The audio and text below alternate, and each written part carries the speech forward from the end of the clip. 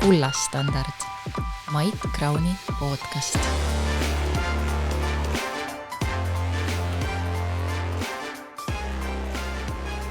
Tere kõigile vaatajatele ja kuulajatele. Täna on eetris Kullastandardi 24. saade ja täna on meil siis külas Hardo Pajula. Tere, Hardo. Tere, aitäh kutsumast. Et kes Hardot tunneb rohkem selliste tornmajade ja majandusgraafikute järgi, siis ma võib-olla ütleks, et see saade võib-olla ei ole niivõrd, ei saa teada seda, et kus suunas Euribor liigub või et milliseks kujuneb Eesti järgmise aasta majanduskasv. Et täna keskendume natuke teistsugustele teemadele. Ja täna on meil sellised teemad nagu näiteks kultuurisõda. Siis me räägime üpris palju sellisest materialistlikust maailmavaatest. Ja siis me räägime veel üldiselt keskenduks nagu metafüüsikale selles saates. Et esiteks, nüüd on sul uus suund, et sa oled asutanud selle Edmund Burke'i seltsi. Millega te seal tegelete ja miks see sai just Edmund Burke'i järgi nime siis? See selts. Ja sellest seltsi asutamisest saab nüüd juunis 9 aastat. Miks see nimi? 2016. aastal olin ma niimoodi 4 tuule peal ja nüüd omaette üritasin vabakutselisena ennast elatada ja plaan oli just EPS-i tagasi minna, seal ma olin olnud 90. aastate algusest ja nii et üks praktiline vajadus kuidagi nägin, et Estonian Business School võiks olla see, kuhu siis tagasi minna oma asjadega ja siis ma kirjutasin tol ajal, töötasin või nii palju, üks koht, kus ma raha teenisin, oli see, et ma kirjutasin nihilistile ja seal kuidagi tekkis ka see, ütleme, ma nägin, et minu arusaamad Kaur Kenderi ja Ahto Lobjakaga, kellega ma tol ajal seal peamiselt läbisin, et kuidagi ei, seal tekkis nagu mingi lõhe arusaamistes asjadesse ja siis ma niimoodi välistamise mõttes võtsin, et kui Ahto ja Kaur on liberaalid, ju siis mina olen konservatiiv, et need on need 2 asja et poolt, et soov minna Estonian Business Schooli tööle ja teine arusaam, et ju ma siis olen konservatiiv ja Edmund Burke on peetakse üheks konservatismi esiisaks või siis üks tuntavaid konservatiivseid filosoofe ja siis ma mäletan, et see mõte tuli seal kusagil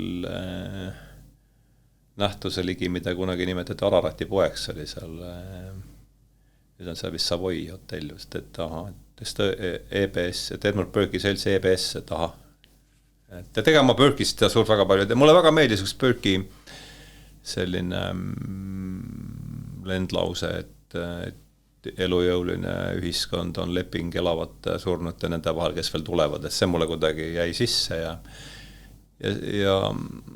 sealt ma ei tõtt-öelda ei ole isegi tema seda kõige kuulsamat teost,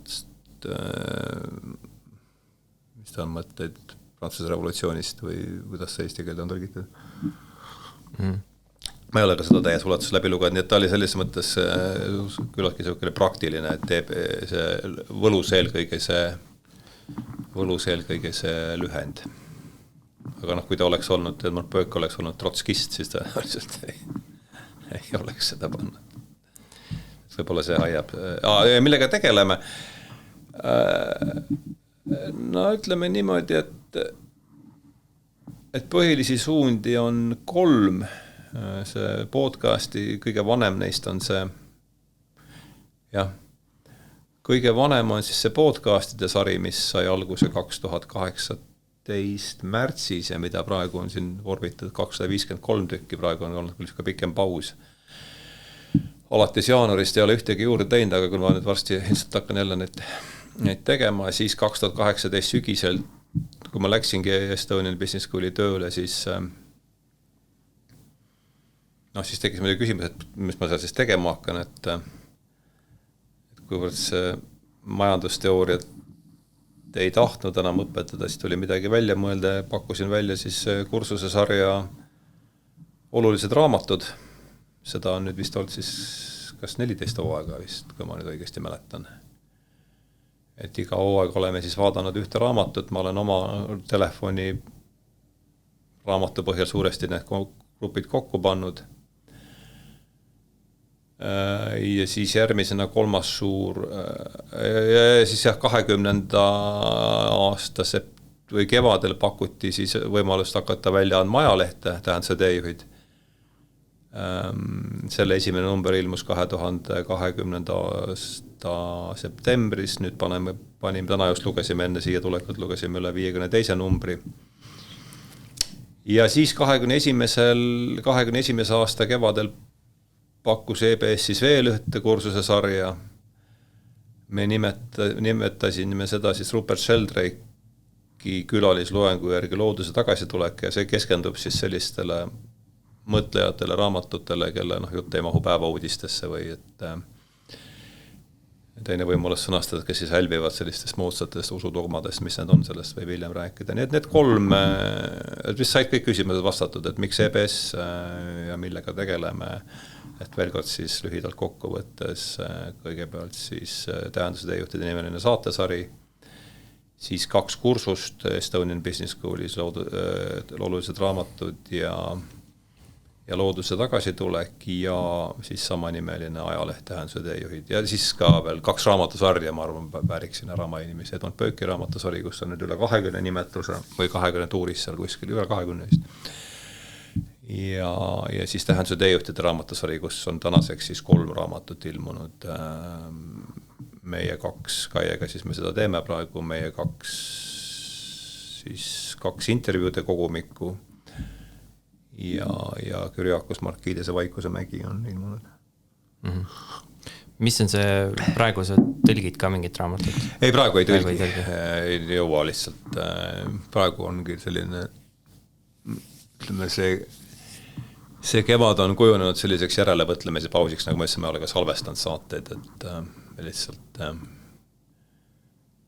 organism ilmselt andis märku, et tuleb pisut hoogu maha tõmmata ja siduda, vaadata millega ja kuidas edasi. Nii palju, kui ma neid tegemisi jälginud olen või neid nüüd lugesin natuke rohkem ka neid kirjatükke, mis seal ilmunud on. Mis sa lugesid? Kust? Ma lugesin seda Eisensteini kroonimist, siis ma lugesin midagi seal sa vaatasid sealt koduleheküljelt, jah? Jah, see oli eesti keelde väga hästi, hea tõlge oli tehtud.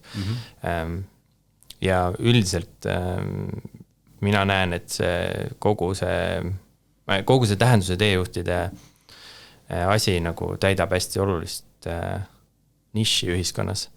Et eks ole, see selts on loodud nagu konservatiivse maailmavaate edendamiseks, eks ole. Ja see, mis ongi nagu puudu olnud konservatiivsest maailmavaatest suuresti, on see, et ta oleks sügavam ja vaimsem ja ta oleks filosoofilisem ja see metafüüsiline kiht, mis seal all on, et seda keegi nagu tutvustaks. Et ühelt poolt võib mõelda, et konservatism on see, et sa räuskad seal Riigikogu puldis kuskil, on ju, aga teistpidi oluline on teadvustada, et mis seal alumised kihid on ja minu arust seda te olete nagu väga hästi teinud. No see ongi see, et nagu ma ütlesin, et kuidas minust eneselegi ootamatuks eneselegi ootamatult konservatiiv sai, et kui veel kord Kauri ja Ahta ütlesid, nad on liberaalid ja jutt ei klappinud, et juba siis olen konservatiiv, et mäletan, et Karmo Kroos, kellega kolleeg, endine ja ka praegune kolleeg, kellega me koos selle seltsi kunagi kasutasime, et tema vanemad lugesid lehest, et kas nüüd astud EKRE-sse või midagi, see sõna konservatism oli tollal nii. Aga jah, kui praegu vaadata seltsi põhikirja, siis see punkt 1-2 on seal tõepoolest endiselt sees, et Edmund Burke'i selts on vist konservatiivse ilmavaate kaitseks, et see ammu ilma aasta-paar olen mõtlenud, et see punkt tuleks ümber sõnastada. Ja ta ka on vist aga on mitu korda ta ümber sõnastatud, äriregistrile ei ole seda veel esitanud, seda uut põhikirja, et ju ta peaks olema siis, ju siis selleks pole veel õige aeg tulnud, et teda, aga et, ja ma ei mäleta ka, mis see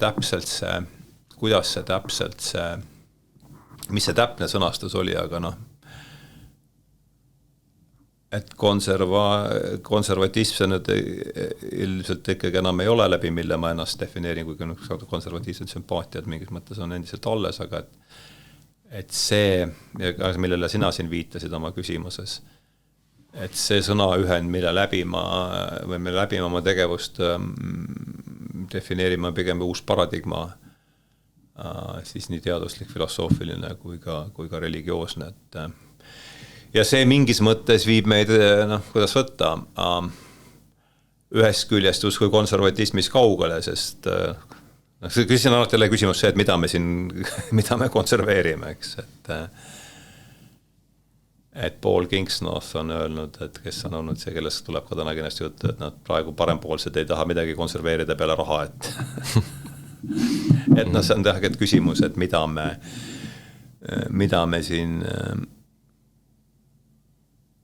et kui me räägime konservatiivsisega, mida me tahame konserveerida, kui on uus paradigma, siis kindlasti me ei taha konserveerida seda praegust. No võib-olla oleneb, et kui palju ajast tagasi minna.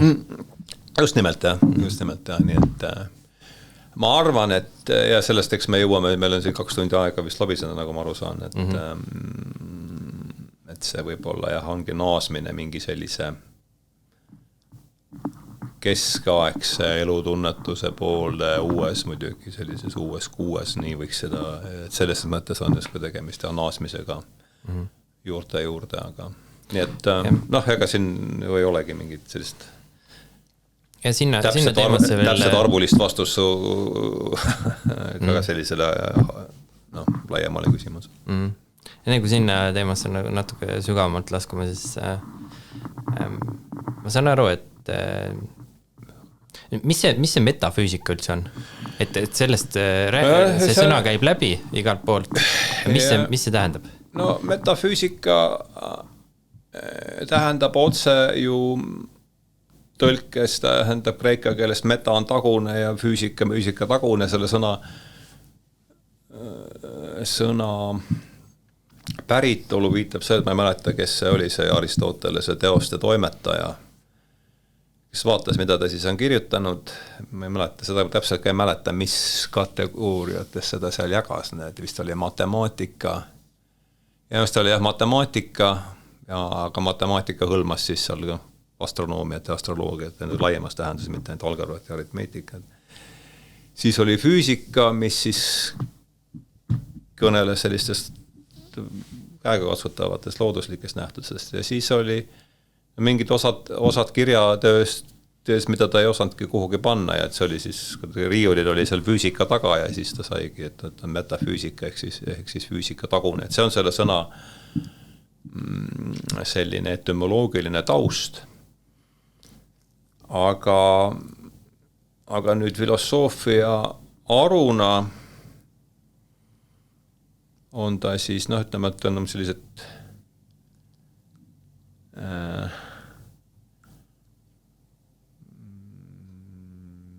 kolm võib-olla sellist suurt filosoofia aru ontoloogias, et mis on üldse olemas, epistemoloogia, mida me tohime või mida me üldse teame ja ontoloogia, metafüüsika on ka sarnased, aga et siin käib jutt siis sellistest vahet, ütleme, meeleorganitele kättesaamatu reaalsuse olemusest sellest, mis on siis sellest, mis on selle nähtava reaalsuse taga, ütleks võib-olla mina selle saate piires ilma nüüd sellist suurt filosoofilist sõnavahtu üles peksmata, võib-olla käib see küll, et kas me eeldame, et selle taga, mida me siin oma 5 silmaga näeme, on midagi.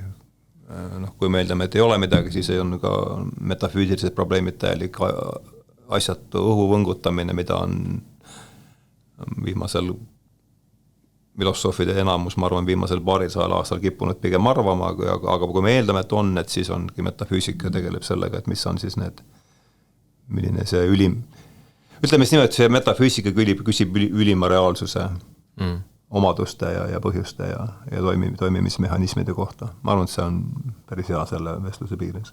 Nii palju, kui mina sellest aru saan.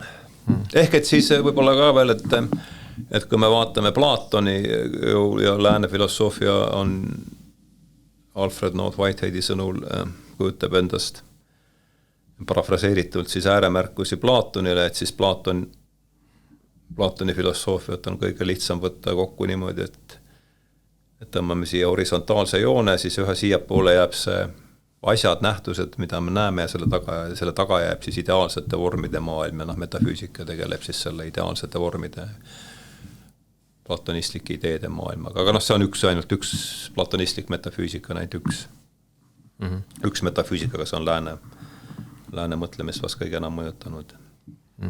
Ja ma annan sulle nüüd võimaluse jälle sihikut sättida vahepeal. Ja mul on siin selline küsimus kirja pandud, et... Muidugi oli see vastus? Jah, täitsa, jah.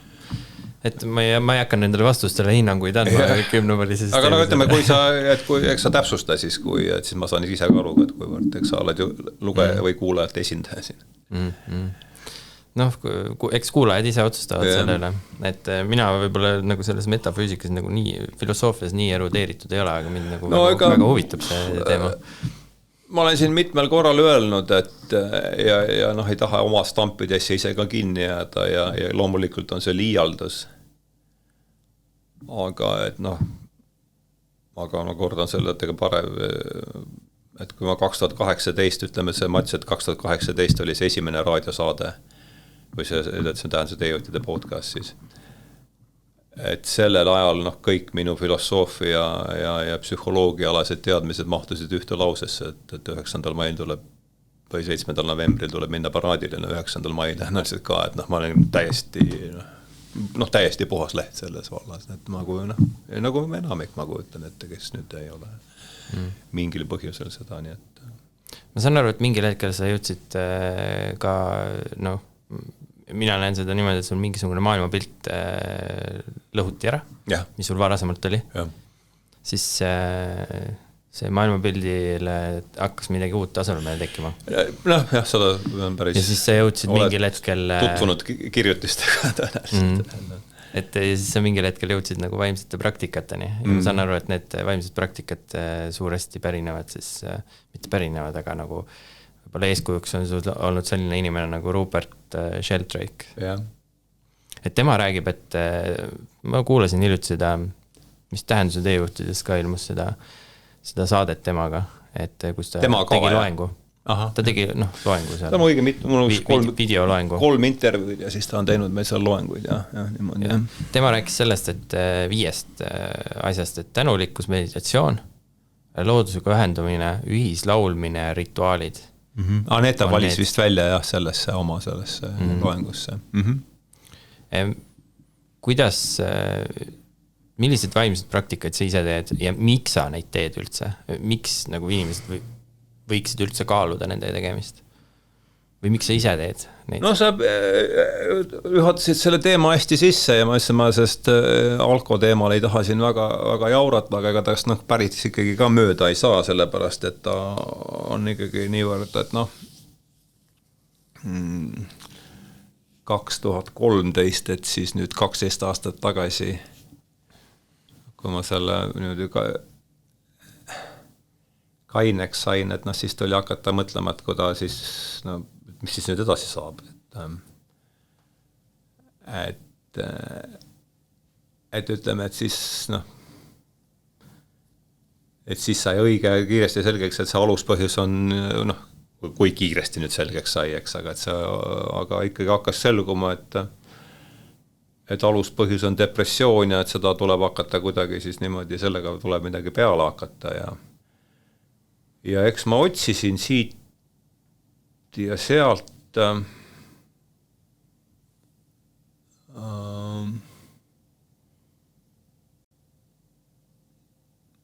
ja ütleme 2016 oli siis, kui ma avastasin Roger Scrutoni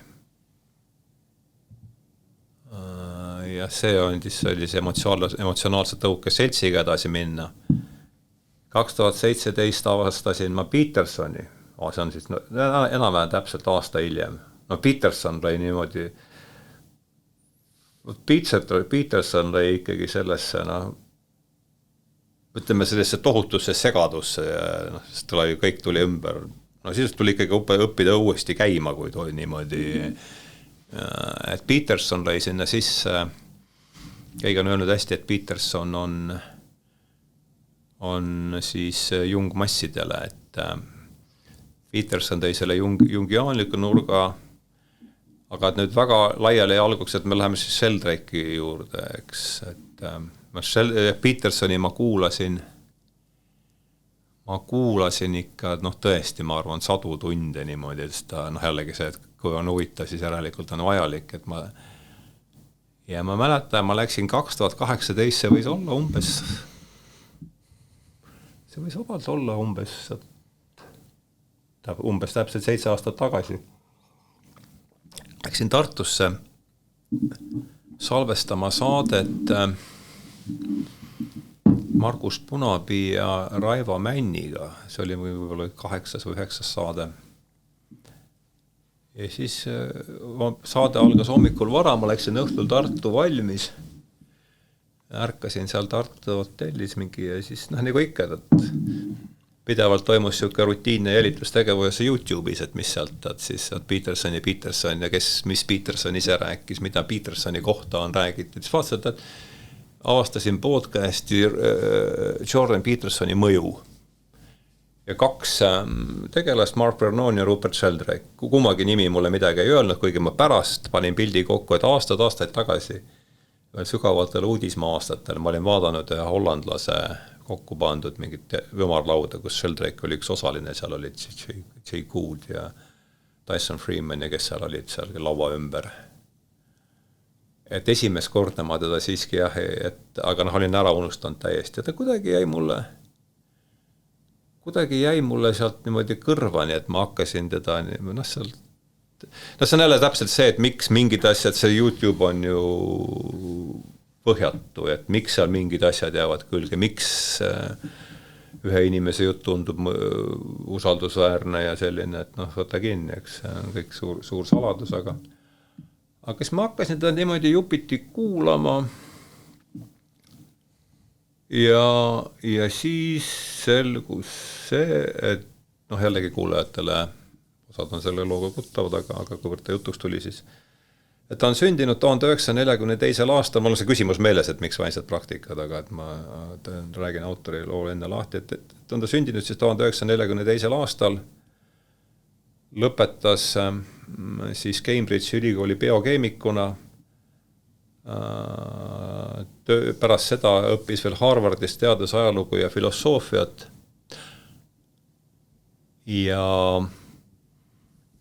ja seejärel siis läks Indiasse ja töötas seal 7 aastat ühes Briti instituudis ja kirjutas siis Indias valmis 1981 ilmus ta esimene raamat The New Science of Life. Ja nüüd kõrvalepõikena me jääme siinkohal Sheldrake'ile pooleli, ma just rääkisin, me panime kokku nüüd tähenduse teejuhtide 52. numbri ja ma seal kirjutan seda loo uuesti ära, et kui me nüüd läheme Berkeley seltsi alguse juurde tagasi, et siis need lükkavaid küsimusi oli valdavalt 2, et ühest küljest kasutades oma endise elu sõnavara, et mikroökonoomiline probleem ja makroökonoomiline probleem, et mikroökonoomiline probleem oli, mida ma juba viitasin, et kuidas ma oma depressioon suunas ikka seokse isikliku suitsiidi suunas, et kuidas sellega hakkama saada. Aga teine probleem oli see ühiskondlik hüsteeria, mida ma tajusin enda ümber niimoodi kasvavat, et ma ei tea, kas sa Võlumäge oled lugenud Toomas Manni, seal on minu meelest eelviimane peatükk on, ma tagantjärgi olen pannud kokku, kui palju Võlumägi on tegelikult mind mõjutanud ja kuidagi alateadlikult ta on andnud mingi raami, et Võlumägi kirjeldab siis 7 aastat enne esimest maailmasõda läbi siis ühe Šveitsi mägikuurortis toimuva tegevuse. ja viimane viimane peatükk on kõuekärgatus ehk et siis esimese maailmasõja algus ja enne seda on siis peatükk suur ärrituvus. Ja ma tundsin, et me elame selles peatükis või et see peatükk krutib ennast, nimetame siis suureks ärritavuseks või hüsteeriaks, et ma hakkasin otsima selle, kus see tuleb, mis on selle hüsteeria juur. Ja nüüd tagasi Sheldrake'i juurde, 1900, ma ei tea, kas sa tead seda lugu või? Millist lugu? Seda Sheldrake'i lugu. Siis ei tead seda, ma räägin niikuinii ära, eks. Võid ära rääkida. Et veel kord 1981 ilmus tal siis esimene raamat The New Science of Life. Et ütles, et esialgsed need sellised retsensioonid ilmusid siin, ma ei tea, New Science'is ja Guardianis, et huvitav raamat ja aga siis raksatas jälle pikselöök, et Nature editor, ikkagi peatoimetaja oli ta. Nature peatoimetaja, teine bioloog, Sir John Maddox kirjutas oma juhtkirjas, et kuigi raamatute põletamine on halb komme, kui see komme oleks ikkagi kosher, et siis tuleks vääriks Sheldrake'i raamat põletamist. Ja ütleb BBC kaamerasse, siin on väljas see Sheldrake'i dokumentaalfilmis, ütleb otse kaamerasse, et Sheldrake'i raamat tuleb hukka mõista samadel põhjustel, millega mõistis Paav hukka Galilei, et see on ketserlus. Ja see oli 1918 või 2018, kui mina seda lugesin, ehk et siis 30, mis ta siis tuleb, 36 aasta vanune teadusuudis, mis see on? Ja siis mul tundus, et ma olen kuskile, olen millelegi nüüd jälile saanud. Ja siis seda on see muidugi minu huvi. Sest tavaliselt, ma ütlen, et ma olen ka seda võrdumit toonud see mitte korda, et ei taha ennast korrata, aga paremat ei ole siis, et teadusuudised on ju kõik kohad meil siin praegu täis, aga niisugune keskmine teadusuudis, võib-olla see kõlab pisut, või kindlasti on see ülepingutatud natuke, aga keskmine teadusuudis on ikkagi minu jaoks see umbes selline, mida Rohke Debelaga ütles kunagi väga ilusti, aastad tagasi, mul on see meelde jäänud, võib-olla paarkümmend aastat tagasi isegi, et Ameerika Ühendriike teadlased tegid kindlaks, et kui panna inimene tuukri ülikonnas õunapoole istumis, hakkab tal poole tunni pärast igav, et mingi sihukene, tuleb iga päev mingit sihukest jorgu peale, aga see järsku 36 aastat vana uudis, mis see on, kus see tuleb? Ja siis hakkasin see muidugi minu uudisimu tema vastu süvendas ja viis siis selleni, et nüüd jälle liiga pikaks ja jaksin jaurama, et selle huvi taustalt tõlkisin ära, võib-olla see järjekord oli ikka selline, et 2019 ma sain tänu Alar Tammingule teada, et ta on Brasiilias ühel 2-nädalasel seminaril ja Alaril oli ka suur osa selles või väärav osa selles, et ma sain selle laua taha koha, meid oli seal 16 inimest, 2 nädalat toimus see seminar, seal ma sain taga isiklikult tuttavaks, see oli ikka väga oluline pööre mu elus, et siis ma võtsingi selle, kõige selle taustal siis tõlkisin ära tema 2 raamatut, teadus ja vaimsed praktikad ja kuidas minna edasi, kus ta siis tutvustab 14 ühtekokku mõlemas raamatus 7, ühtekokku siis 14 vaimset praktikat. Ja mitte siis ei tõlkinud ära, vaid hakkasin neid siis ka kohe niimoodi jõudumööda rakendama. Et sa mainisid seal tänulikkus, meditatsioon, suhted loodusega või ühislaulmine, seal ütles, et kui botaanikuna tal oleks liiga pikaks teinud, see pea jaotas selle looduse, ühesõnaga viibi looduses on see põhimõte, et sealt oli siis loodused taimed, siis olid rituaalid, ühislaulmine ja palverännakud oli esimene.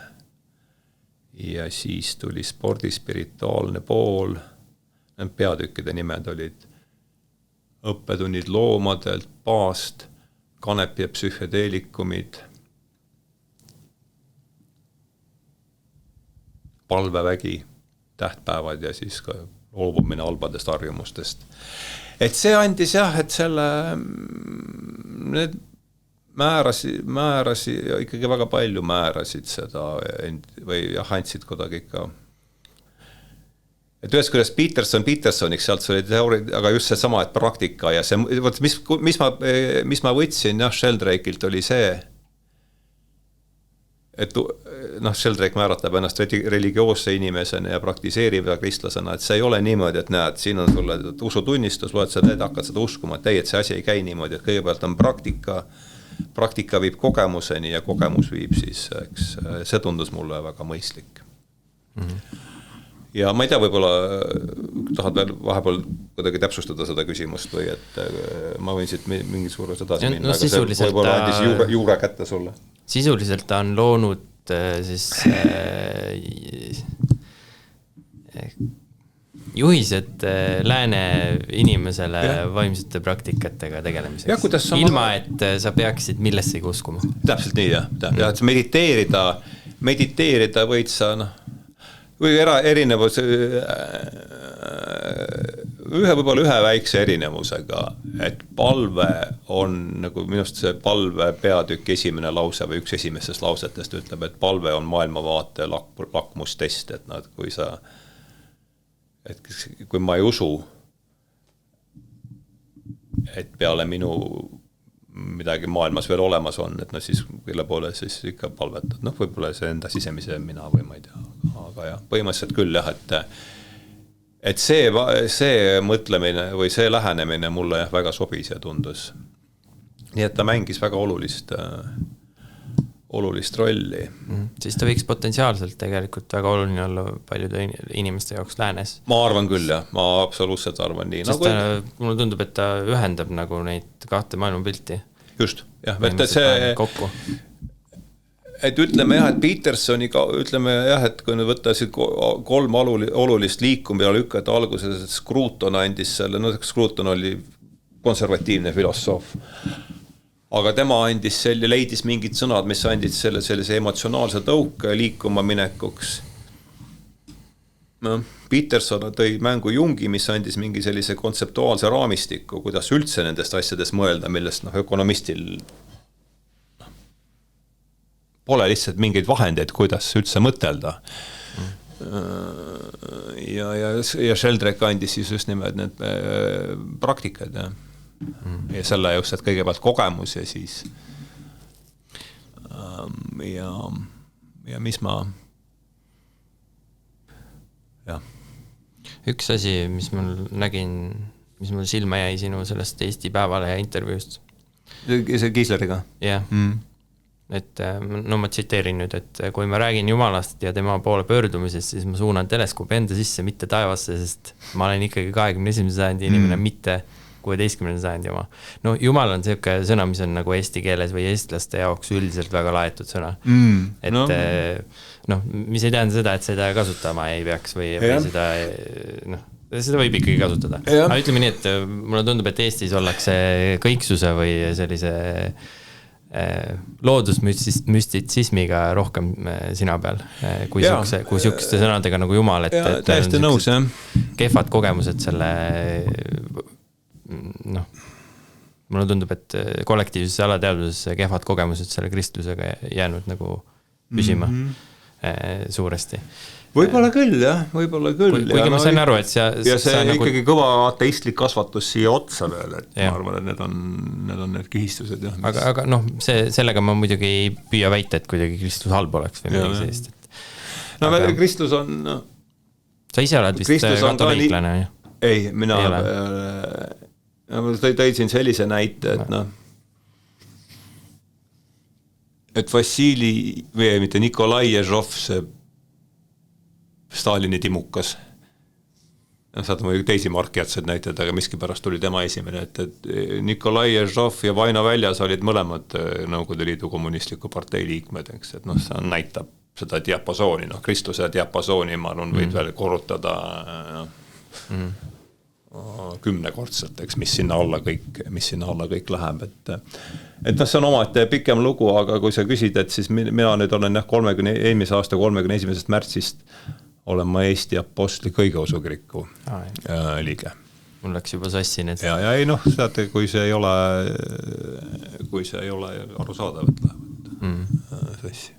Aga see just see, mis ma ette lugesin, see, et et ma vaatan teleskoobiga enda sisse, mitte taevasse, sest ma olen 21. sajandi inimene, mitte 16. sajandi oma, et mul tuli kohe meelde sellega seonduvalt üks filosoof, kelle nimi on Ken Wilber. Et tema räägib hästi palju sellest, et kuidas siis nii-öelda see jumal või teadvuse seisundid, et need on kõik staatilised ja muutumatud ja see, et kuidas me neid kogemusi, spirituaalseid, vaimseid kogemusi, mis me saame, et kuidas me neid tõlgendame, muutub vastavalt sellele, et milline on meie isiksuse areng. Et kas sa selle nagu kommentaariga püüdsid mõista anda, et nagu meie isiksus on arenenud juba nagu ühiskonnas inimestel, isiksus on arenenud nii kaugele, et nad vaatavad teistmoodi, tõlgendavad teistmoodi seda kogemust. Kindlasti jah, sest eks need vaimsed praktikad ju kogu aeg muutsid kogemust. Sheldrake'il tal on väga palju häid lauseid, sest vaimukaid tähelepanekuid, aga üks minu lemmikutest on see, et sa võid alati, või et ma võin alati, see teises isikus rääkimine on ka jonnakas komme, mis ei taha. Et ma võin alati teooria päästmise nimel oma kogemusest lahti ütelda. Et no seda ma ei tahtnud, aga et ma mõtlen, kus nüüd natuke... see teleskoobi sissepööramine.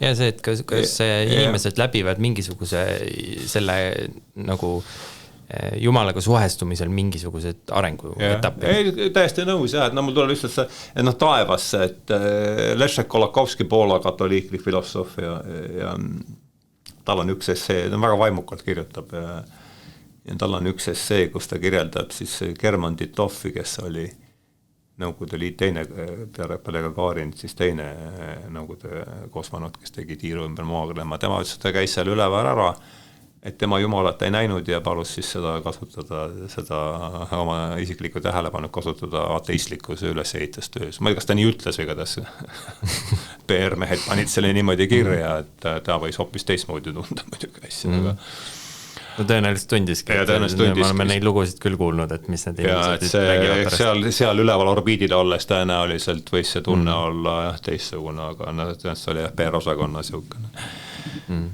looming.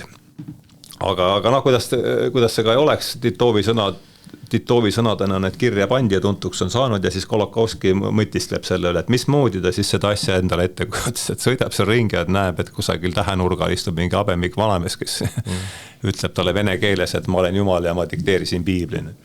Ometigi ma kujutan ette, et 10 miljonite inimeste kujutelmas ongi see niimoodi. No jah, ilmselt aga see ei tähenda seda, et see midagi halba oleks või et see vale oleks. Aga kui ma mõtlen jah, et selle oma seda sisse, et siis on ikkagi see jälle kogemus, mediteerimine on üks võimalus teleskoop enda sisse, et mis siis meeleruumist, mis seal siis vaikuses sellest meeleruumist paistma hakkab. Kas sa oled nõus väitega, et sisemine maailm on sama suur kui välimine? No jah, see on see hindude, see Atmani ja Brahmani. Ma saan aru, ma arvan, et ma saan aru, millest jutt käib. Kas ma nõus olen? Kui sa küsid, siis pigem ma arvan küll, jah, et ja lõpuks seda ütles Stanislav Grof hästi, et kes on määris psühhedeelikumide mõju uurinud, võib-olla kõige kuulsam psühhedeelikumide mõju uurinud teadlane. Et nii ühel kui teisel juhul, kui ma vaatan taevast või siis tähti ja sulen silmad ja vaatan enda sisse, et mõlemal juhul see kogemus tuleb läbi minu mingi psüühefiltri, et see lause, mida ma tahtsin, et astronoomia ei ole mitte teadus tähtedest, vaid meie kogemusest tähtedest, sest me kogeme neid läbi jällegi oma selle mingi ja täpselt samamoodi, ja botaanika ei ole mitte teadus taimedest, vaid see, kuidas me taimi kogeme, see lihtsalt kõik tuleb meile läbi mingi kogemuse. Sellest ma järeldan kohe sellist, et objektiivsust ei ole olemas. ei ole, jah. Või siis ta eksisteerib ainult mingis kontekstis. Nagu kõik muud asjad, jah. Et täielik objektiivsus, jah, see ei ole. See on vist päris libede ka maailmavaateliselt, et ta ütleb juba sulle, et mis on see tõde nagu ära ette. No jällegi, eks selleks, et ühiskonnana koos toimida, me peame ilmselt mingites asjades peab mingi konsensuslik reaalsus olema ja noh, eks me ma arvan, et sellisele suuremahulise lagunemisele me oleme ka praegu tunnistajateks, et aga aga ma ei tea, võib-olla jah, sellega, kui sa tahad jälle, ma arvan, et ma selle sisse ja väljapoole teleskoobi ma tõmbaks jah siia praegu vahejoone alla, et kui sa tahtsid edasi minna. Lähme selle kultuurisõjaga edasi. Et selle seltsi häälekandja nimi on Tähenduse teejuhid ja siis ma sain oktoobris õelt sünnipäevaks samanimelise raamatu, Jordan Petersoni raamatu. Jaa, muidugi, jah. Ja siis ma mõtlesin, et kas seal on mingi seos, et ma olen varem kuulnud seda nime ja nüüd, kui ma saadet ette valmistasin, siis ma sain teada, et ikkagi selle raamatu järgi on pandud. Jaa, ma ju hakkasin, ma ütlen 2018, kui ma Petersoni avastasin. Veel kord, ma räägin, mis see taust oli see, et kuidagi tuleb nüüd hakkama saada oma eluga olukorras, kus see vana käitumismudel lihtsalt oleks viinud suhteliselt kiiresti hukatus see uus või uus käib veel, ega see mis sealt välja koorub, et mitte kõik päevad ei ole ju roosilised, ja mitte kõik perioodid kaasa arvatud see kevad, aga Peterson raksatas sisse ikkagi kohe just see Jung, et veel kord, midagi sellist ei olnud üldse mu laual varem olnudki, et ja siis põhimõtteliselt täitis mingisugused ühimiku ära, mis tekkis ja andis mingi võimaluse asjade teisiti vaadata, et religioonist üldse, ütleme selles kohas, kus mina tulin, ilma Jungita ma ei kujuta ette. Ja siis ma võtsin kohe ainus raamat, mis tal oli, otsin kohe selles ilma läbi lugematagi. Hakkasin teda siis kohe tõlkima otsast ja ma ei tea, ma ikka jõudsin pärast Kärt Kunnus viis selle asja lõpule. Aga ma ikka tegelesin aga panin oma tunnid kirja, sinna läks ikka mingi 150 tundi, aga siis tuli Sheldrake peale. Ja siis ma mõtlesin, et okei, et las teoreetiline jauramine jääda, et see, mida mul tegelikult on vaja, on ikkagi on praktikad, aga sealt selle pealkirja Maps of Meaning, selle tõlge oli juba olemas, nii et kui ma hüppaks korra sellesse eelmisesse teemasse, et mul oli selline mõte, et võib-olla kuidas seda teemat sulgeda. On niimoodi, et jällegi räägiks sellest Ken Wilberist. Ma Wilberit ise olen lugenud väga põgusalt. Tema räägib sellest, et inimese arengus on laias laastus, sa saad erinevaid viisi vaadata. Oranžid ja asjad ja need. Jah, ta räägib seda ja siis üks osa sellest on see, et sul on inimene läbib pre-ratsionaalse tasandi, ratsionaalse tasandi ja siis läheb transratsionaalsesse. Ja nüüd me võime siin öelda, et me rääkisime sellest transratsionaalsest osast, et aga tihtipeale on see, et inimesed, kes on hästi ratsionaalsed või hästi ratsionaalloogilised, kui nemad seda juttu nüüd kuulavad, ma ei tea, Jumalast näiteks, siis nad ütlevad, et sa oled pre-ratsionaalne, et sa oled see inimene, kes usub siis, kui kass üle tee läheb, et suga juhtub igal päev. Et müütilisse mõtlemisse usud. Et see, ma võib-olla paneks üks konteksti selle. Ma olen väga nõus sellega, et ma ise ütleme jah, et ta on ikkagi et ega tagasi sellise algsesse lapselikku süütusesse ei ole võimalik minna, et see ratsionaalsele saab ikkagi järgneda mitte pre-ratsionaalne, vaid transratsionaalne. Ja et ta hõlmab nagu ratsionaalsust, et ta annab võib-olla probleemidele või küsimustele rohkem laiema. Aga tunnistab selle piire, jah. Jah, just. Et jah. Täpselt see on väga oluline täiendus. Ja ma arvan, see on päris hea periodiseering. Kuigi võib-olla tahaks sellesse süütusesse tagasi, aga ei. No see on, sellel on oma periood, ütleme niimoodi elus. Kui me lähme selle... Jõuluvana uskumise periood. Jah. Et kui me lähme selle Jordan Petersoni juurde tagasi, mina olen ka teda nagu sadu tunde kuulanud mingil perioodil. Et, sul oli ka ikka mida? No 2018 samal ajal, et siis kui ta sinna pärast seda Cathy Newmani intervjuud. Ja. No meil kõigil on ilmselt nagu... see suur jumalakujuline auk seal, või kuida me teda siis ka ei nimetaks. Et ta kuidagi kõnetas väga lihtsalt ja hästi, et mulle tundub üldse nagu masse nagu läänes. Super hästi, super hea ikkagi avalik, annab otsida sellist kirjasõnas, vaata, jällegi kui oluline on see YouTube, eks siin, et seda ma olen ka kirjutanud, et ilma YouTube'ita ma ammu ennast mingi pakkumiskõveraga otsa üles poonud, sest seal lihtsalt ei tekigi mingit. Et sealt tekkis üldse mingi teistsuguse maailma nägemise võimalus. Peterson tuli ju sealt kaudu, et kirjasõnas ta ei oleks, ma arvan, et ei oleks pääsed kunagi löögile. Jah, ta on ikkagi nagu see on korralik tähelend ikkagi, mis ta tegi.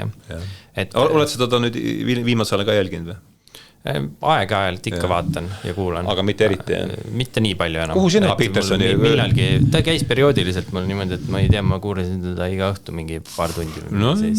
Mingi perioodi. Mis aasta mees sa oled? Meil on 92 on siin. Meil on ikka päris suur saunus. Aga täpselt, et oleks mulle siis...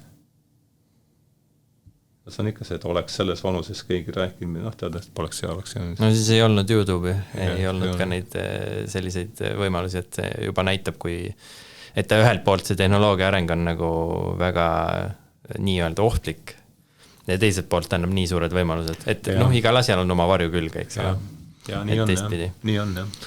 Ma läheks selle sõna nagu tähenduse, need on, see nimi on siis, selle raamatu nimi on Tähenduse teehoid, ma ei ole seda veel jõudnud lugeda, aga teie selle saate nimi on Tähenduse teehoid, et mis see, mulle meeldib see sõna tähendus, et inglise keeles on nagu meaning, et me räägime praegu siis sellest tähendusest, mis ei ole see, et mida mingisugune konkreetne, ma ei tea, termin tähendab näiteks, mingisugune, et see, kuidas mina tähendust olen sõnastanud, on see, et see, mis tähendus minu jaoks on andnud, on see, et ta on võib-olla selle õnnetu dihotoomia ületanud minu jaoks. Aidanud ületada. Nagu tähendus. Huvitav, jah. Et siis ei ole see, kui sul elul on mingisugune tähendus, siis ei ole enam nii oluline, kas sa oled õnnelik või õnnetu. Päris hea. Ma ei ole nii mõelnud, aga haakub sellega, mis minagi, jah. Ja kui me lähme selle Petersoni juurde tagasi, et mis sa arvad, mis see nagu, me natuke puudutasime seda, et mis selle tähelenu kaasa tõi, kas see nagu selline äärmuslik relativism, mis meil nagu ühiskonnas levis, see, et meil ei ole mingisugust miski ei tähenda mitte midagi, et võib ükskõik mida teha, mingid väärtusi ei ole, kõik on suhteline, põhimõtteliselt selline äärmuslik relativism, eks ole, ja jumalat ei ole olemas ja kõik see, et kas see nagu andis nagu Petersonile palju hoogu, et miks tema tähelend üldse tuli, nagu mida ta täitis nagu siin, miks nii paljud noored inimesed teda kuulama hakkasid järsku? Siin on ajavaimu siuke pööre, et sa oled sündinud, nagu asja kuulsime eks aasta pärast Nõukogude Liidu lagunemist, et ma arvan, et see esimene paralleel on võib-olla sealt, et igal asjal on oma otseäär ja mingi ideoloogia oli selleks ajaks lihtsalt nii maha käinud, et ta lihtsalt ootas, kuni keegi siis pilbasteks laseb ja Peterson miski pärast. Peterson oli siin tõesti väga oluline roll. David Fuller, üks Rebel Wisdomi nimi on jäänud sulle külge kui sa oled meie tegemistega siin natukene. Mul oli isegi üks tsitaat. Tähenduse teejuhtide esimeses numbris siis septembris 2020 esimene intervjuu oligi David Fulleriga. David Fuller sai kuulsaks tänu tema pani Petersoni tegelikult üks esimesi, kes pani Petersoni sellise suure kella külge 2018. aasta dokumentaalfilmis, mis seal oli see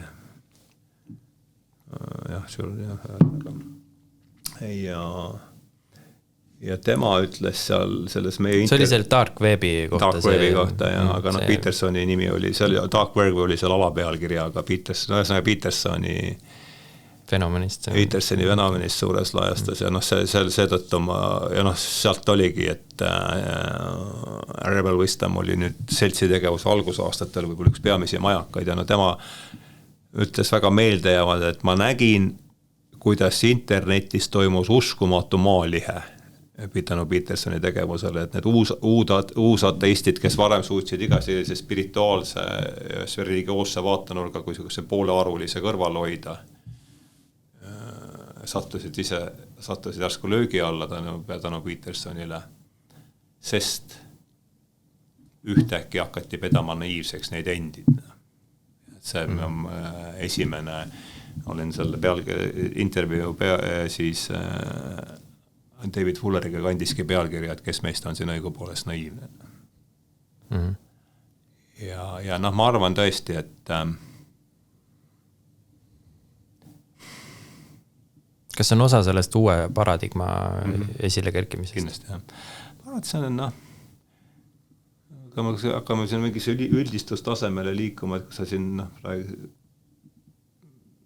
majandusteemad käisid siin enne seda jutuamise algust läbi, et ma arvan, et et mul on pikka aega tunne olnud see, et see, millega me praegu siin laias laastus oleme vastamisi, on Nõukogude Liidu lagunemise kordusetendus, aga globaalses mõõtkavas.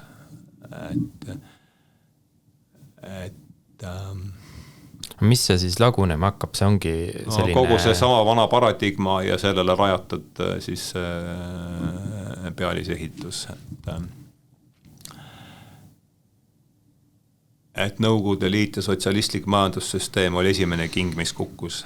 Ja nüüd on see teine vaevleb siin nüüd samasugust probleemi. Kas võib öelda, et ma ütleksin, ma kirjutasin tähenduse täietade 5. numbri juhtkiri kandis pealkirja viirusopsüsteemis, et see paradigma ja me võime siis hakata, materialist, nimetame ta siis paremate puud, kuidagi asja nimetada ja siin saab seda täpsustada, et nimetame siis seda materialistlik, ateistlik paradigma, aga see on see operatsioonisüsteem ja sotsialism ja kapitalism. On sotsialismis riigikapitalism ja kapitalism erakapitalism, mis järjest enam võtab siin tegelikult ju riigikapitalismi tunnuseid. Et need on üks sotsialistlik või riigikapitalistlik majandussüsteem hangus siin siis kui sina sündisid ja nüüd me oleme tunnistajaks teise hangumisele niimoodi. Ja veel kord ta võtab sellise järjest enam riigikapitalismi tunnused, sest korporatsioonide ja valitsuste siukene läbipõimumine on ju 100 versta peale näha. Ja kui vaadata seda, et milline see raha enda olemus on, või ütleme nii, et mitte raha olemus, aga rahasüsteem ise, kuidas ta üles ehitatud on ja kuidas ta on kuidas seda kuritarvitatakse, siis ta on minu jaoks selgelt pandud ütleme nii, et mina ei ole, ma kohe defineerin, ma ei ole vabaturu vastane, ma olen vabaturu pooldaja väga selgelt ja ma ei ole ka kapitalismi vastane, mida iganes kapitalismi all mõeldakse. Tihtipeale aetakse segamini kapitalismi vabaturumajandusega või siis seda riigikapitalismi vabaturumajandusega. Veel kord, et see olemasolev süsteem võtab riigikapitalismi tunnused, omandab siin eriti pärast COVID. COVID on pannud ja see on veel omanete teema, et see on, ei saa ka üle ega ümber sellest, aga et eriti pärast COVIDit on need protsessid ju veel kiirenenud. Minul on siuke, kui ma vaatan peale seda, siis ma vaatan, et see rahasüsteem on disainitud tarbimiskultuuri jaoks ja tarbimiskultuur omakorda selle juured on materialismis.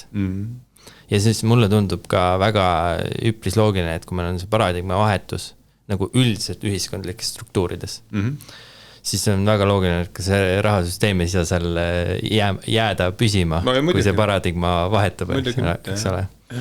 Et mina just rohkem nagu keskendun sellele, või vaatan sinna sisse, et kuidas see protsess seal välja näeb täpselt. Ja no jällegi see, et nüüd paradigma, et mida nad siis õigupoolest räägivad, et anname sellele ka mingisuguse maakeelse sisu, et kuulajatel oleks juba lihtsam, et paradigma, nagu mu elu ja töökaaslane jaanuaris ma tegin temaga intervjuu, kellega me siin oleme koos kasvanud ja et ütles kenasti ka ja siis, et see on sisse juurdunud asjade nägemise viis. Ja ütleme, enda juurde tagasi tulles, et minu tervenemine nii palju, kui sellest üldse võib rääkida, mingil määral vast ikkagi võib, sest et ikkagi on ju püsitud siin kainena ja tagasilöökidele vaatamata ikkagi mingit siis poolmõistlikku juttu viljeldatud, et minu tervenemine hakkas ikkagi pihta sealt, kui ma sain aru, et mul on maailmavaade. Sest ega maailmavaade, ma ei räägi siin liberalism või see, mis on konservatism ja ka maailmavaade sõna otseses mõttes, et ma näen maailma mitte nii sellisena, nagu ta on, mis ta siis ka ei oleks, vaid läbi oma tajuprillide. Ja taha. See on põhimõtteliselt maailmavaatest dissotseerumine. Jah. Et su identiteet nihkub maailmavaate, ta ei ole maailmavaate keskel enam. Muutud ise ja sellega läbi, ma muutun ise ja selline läbi muutuvad need prillid, mille läbi ma tajun maailma, sest maailmavaade loob maailma ja et kui see on a worldview, not the worldview, et see on üks võimalikust, et siis järelikult on võimalikud teised ja see üldse loob võimaluse üldse kuidagi edasi minna, sest ja ma arvan, et see on laias laastus ongi see, et et mis toimub siis nagu ka kollektiivselt meiega. Jällegi Ken Wilber räägib sellest nagu maailmavaadete integreerimisest, et mingil arenguetapis on niimoodi, tekib inimesele, et ta hakkab teadvustama erinevaid maailmavaateid ja saab kõikidest perspektiividest, selles suurematest perspektiividest, ma ei tea, vasak, parempoolsus, kõik need, et tekib mingil hetkel võimekus vahetada nende perspektiivide vahel.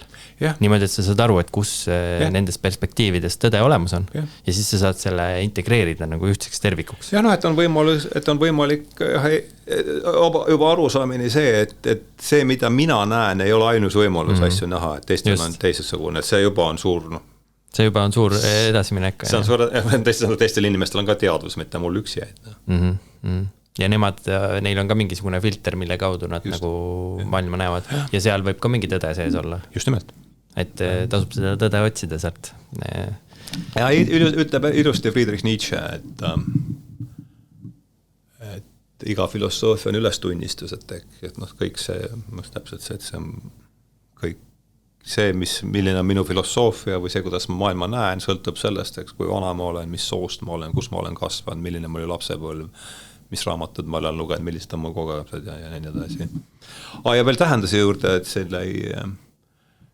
et mis see tähendab, et minu vast, see on väga hea küsimus ja veel täpselt on, et see tähendus, me ei mõtle kumbki siin, et õun tähendab siin puuvil ja millel on sellist tunnused, vaid et tähendus on ikkagi see, ma arvan, see asi, mis paneb hommikul niimoodi üles tõusma ja ta tajuma, mitte siis ennast tahtma ennast hommikul padjaga lämmatada nagu Peterson, see on ka Petersoni fraas, et ja ei ole mõõdetav ega just ja see on ka Nietzsche lause, et see, kes teab vastust küsimusele miks, leiab alati ka vastuse küsimusele kuidas.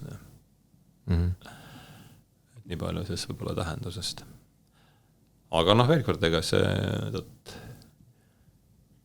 ei taha jätta endast muljet ja ma loodetavasti ei ole ka jätnud, et need tuli siia mikrofoni ette ja taagub vastu rinda, et on kõik vastused käes, et see on ikkagi viimased.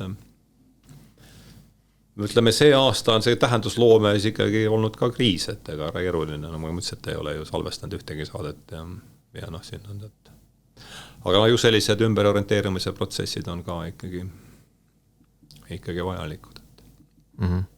No kõik on tsükliline. Kõik on tsükliline. Jah, liigub alla üles. Jah, nii on. Isegi siis, kui on põleng.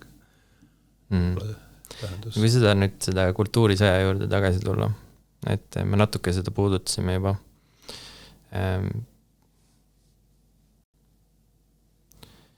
Minu arvates see põhiasi on polariseerumine. Et mõlema osapoole jaoks siis, kes oma vahel nagu võitlevad, mõlema osapoole jaoks on probleem see, et teine eksib. Jah. Aga see, kui sa nagu natuke sügavamale vaatad, siis sa näed, et see niimoodi polariseerunud on. Et see on nagu tegelikult see nagu juur. Ja Ray Dalio on üks huvitav, ta on üks riskifondi, Ray Dalio. Mis seal on seda? See on üks Bridgewater Associates, see maailma suurim riskifond selle juht. Jah, on ka jäänud ette nimi. Tema räägib, et siuke polariseerumine on nagu sümptom, mis näitab, et ta on paratamatu osa sellisest maailma poliitilise, majandusliku, geopoliitilise maailmakorra nagu lagunemine. See millest nagu me rääkisime, et kas sa näed seda samamoodi, et see on nagu paratamatu, et see polariseerumine hästi suureks läheb see? Ma näen seda nii ja naa, jah, selles mõttes, et ja huvitav, et ma tuleks selle sõna polariseerumise juurde tagasi, aga ma ütleks, et tegemist on võib-olla esmajoones killustumisega. Ja ma arvan, et see kultuurisõda võiks sama hästi nimetada ka ususõjaks. Olen pikka aega veendunud selles. Niall Ferguson oli see, kes selles veendumuse briti ajaloolane, kes selle mulle ka niimoodi sõnastas või teadlik või kelle peal just ka tundub, et ma temalt esimese kuulsin seda, aga hiljem on seda korranud päris mitmed teised mõtlejad, et ma arvan, et lähim paralleel praegu toimuvale on siis 16. sajandi keskpaik, midagi sellist. Mis siis toimus? Kohe, et see on siis, kui toimus reformatsioon. Aga mis toimus tehnoloogiliselt oli see, et oli Gutenbergi trükipress. Ja kui me enne seda vaatame, siis oli suur katoliiku kirik, millele kuulusid siis tänapäeva mõistes kõik lehed, kõik raadiod, kõik televisioonikanalid, internet, kõik oli katoliiku kiriku käes. Sest kui raamatuid kopeeriti käsitsi, kui kallid need olid. Ja siis toimus põhjapanev infotehnoloogiline muutus Gutenbergi trükipressi kaul, mis ja vähem kui 100 aastaga oli katoliiku kirik, mitte kadunud, aga ta ei olnud enam katoliik, mis tähendab kõike hõlmavat. Et interneti tulekuga on midagi sarnast toimunud.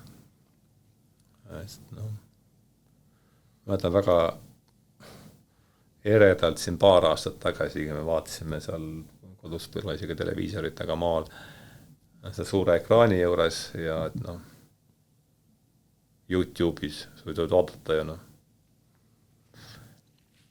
need kanalite arv on ju lõputu. Ma mäletan väga selgelt, kui sellest väiksest ekraanist oli vaadata ainult ETV1 ja Vremja ja Kestelevisiooni. Et see on läinud, see aeg on läinud. Järelikult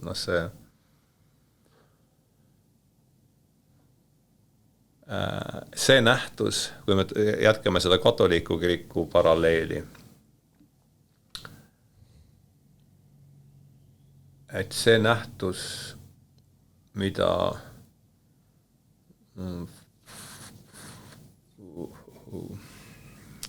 see praegusega seoses. Ja see Jordan Hall on üks Rebel Wisdomi, sama nimetada seda siniseks kirikuks, et see, mis on siis sinine tuleb siis demokraatliku partei, USA demokraatliku partei värvisteks, aga see on see ütleme siis peavoolumeedia. Selle võim lihtsalt kuivab kokku ja selle tulemusena toimub ka killustamine, sest inimesed vaatavad lihtsalt niivõrd erinevad asja, et ma arvan, et kõige all on infotehnoloogiline revolutsioon, mis on toonud kaasa tohutu inforuumi killustumise. Ja noh, ta on kui ütleme, et kui kraana, et Marshall McLuhan on öelnud, et kõik tehnoloogilised siis vahendid, kas siis edendavad meie kas füüsilisi või vaimsed võimed, eks, et noh, kraana eksternaliseerib meie tõstevõimed, internet on sisuliselt eksternaliseerinud meie, see ei ole vist enam tema mõte küll, aga on eksternaliseerinud või kuidagi, mis see eestikeelne sõna siis võiks või niisugune parem mõiste, et no mingisuguse inimsoo närvisüsteem elab justkui meist oma elu. Ja kõik need protsessid toimuvad tugevamini, intensiivsemalt, kiiremini kui varem, sest noh, see, mis 5 aastat tagasi tundus mõeldamatu, on ühteki nüüd uus normaalsus, nii et sealt tuleb ka see ärrituvus, sealt tuleb see siis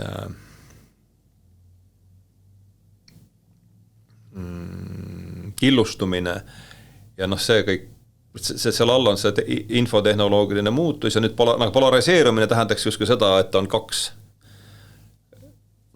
poolust või ega ei pea olema 2 poolust, aga no kui me vaatame võib-olla olulisemaid teemasid, siis lükatakse ikkagi ühte või teise satsi. No ta ikkagi jõuab jah, et no, siis võib seda öelda ka niimoodi, et all toimub infotehnoloogiline, all on toimunud infotehnoloogiline muutus, tohutu killustumine, aga peal on ikkagi see vana baas ja noh, ma arvan, et see suur, et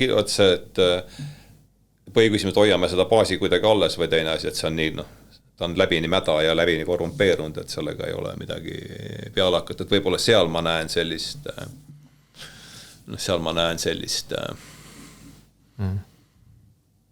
arvan, et see on tegelikult, kui jah, poliitilisele pealistpinnale vaadata, et siis on see no kui me vaatame näiteks, ma ei tea siis on see vast jah, tegelikult ükskõik milliseid selliseid kirgi kütvaid ühiskondlikke protsesse, siis ikkagi suuremalt jaolt tehakse väga palju seda,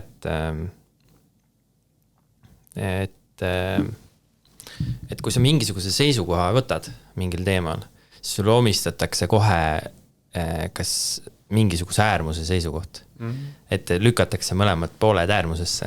Et järelikult sina toetad seda, sa oled see, järelikult sa toetad seda, sa oled see, järelikult toetad seda. Ma arvan, et poliitilise pealispinnal on jah see, et siis status quo versus siis muutus, mine tea, kuhu see meid kannab, sest no see on see oli 2 aastat tagasi käisime mingi Soomes veel toimuvale konverentsil. Ja siis hommikus õigel küsis üks taanlane minu käest. Ja ma räägin seda lugu selleks, et see on nüüd minu arvast laiendatav kogu ülemaailmselt, kuigi ma tol hetkel seda niimoodi ei mõelnud. Et räägi mulle palun midagi Eesti poliitilisest süsteemi, või et mismoodi näeb välja Eesti poliitiline süsteem. Mida ütleb talle sõna Reformierakond või mis asjad, et noh. Tegemist siis taanlasega. Hakkasin ootamatu küsimus, hakkasin koha peal läiutama, et no punkt 1, et meil on võimupartei. Et kõige stiilipuhtam näide lähiümbruselt on selgelt ühtne Venemaa. Et ma ei taha sellega muidugi öelda, et Reformipartei on venemeelne või midagi, aga et noh, tüübilt, puhas võimupartei. Siis on meil Alternatiiv für Deutschland, mis on selge siis teine äärmus, kuhu alla kuuluvad, eks ole, PEN ja meie ekred ja kolmas on siis, tegemist oli taanlasega, et on Denmark 3000. Ehk et see on siis partei, mis muudab igal valimisel oma nime ja tagab selle, et võimupartei jääb võimule. Meil on ta siis, eks teadagi, mis number. Ja see on siis põhimõtteliselt see, et kõik võimalikuks poliittehnoloogia tagatakse selle, et ühined Venemaa jääks võimule. Aga see mureneb ja see ongi see ja see on ülemaailmne lugu. Mis see selline sõna on nagu demokraatia, et mis sellega saab selle lagunemise käigus? Kas kas me liigume nagu pigem nagu selliste kontrolli ja totalitaristlike ühiskondade poole selle lagunemise käigus? See on nagu üpris loogiline, et kui see süsteem on nagu organism, põhimõtteliselt ta proovib ennast säilitada. Jah. ja selleks, ja kui ta lagunema hakkab, siis ta kasutab järjest äärmuslikumaid meetmeid selleks, et ennast ellu jätta. No paraku see küll vist, kõik märgid justkui selles suunas, kõik märgid justkui sinnas selles suunas viitavad mingisuguse totalitarismi suunas ja küsimus selle vormidest.